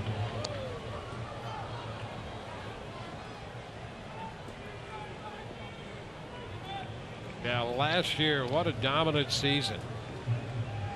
Right-handed hitters hit 141 off Wade Davis. Left-handed hitters hit 146. And Matuk is out on strikes. That is filthy. 85 miles an hour. You can throw that pitch right out over the heart of the plate with the depth that it has on it.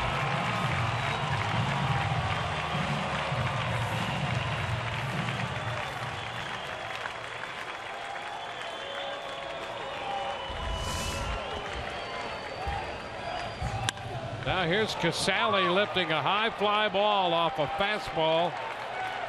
Dyson in left center makes the catch. To wrap up this game, Davis gets a strikeout of Matuk. Casale on the fly ball. And it's a 10-5 final here. The Rays will leave 13 men on base tonight. They had 13 hits.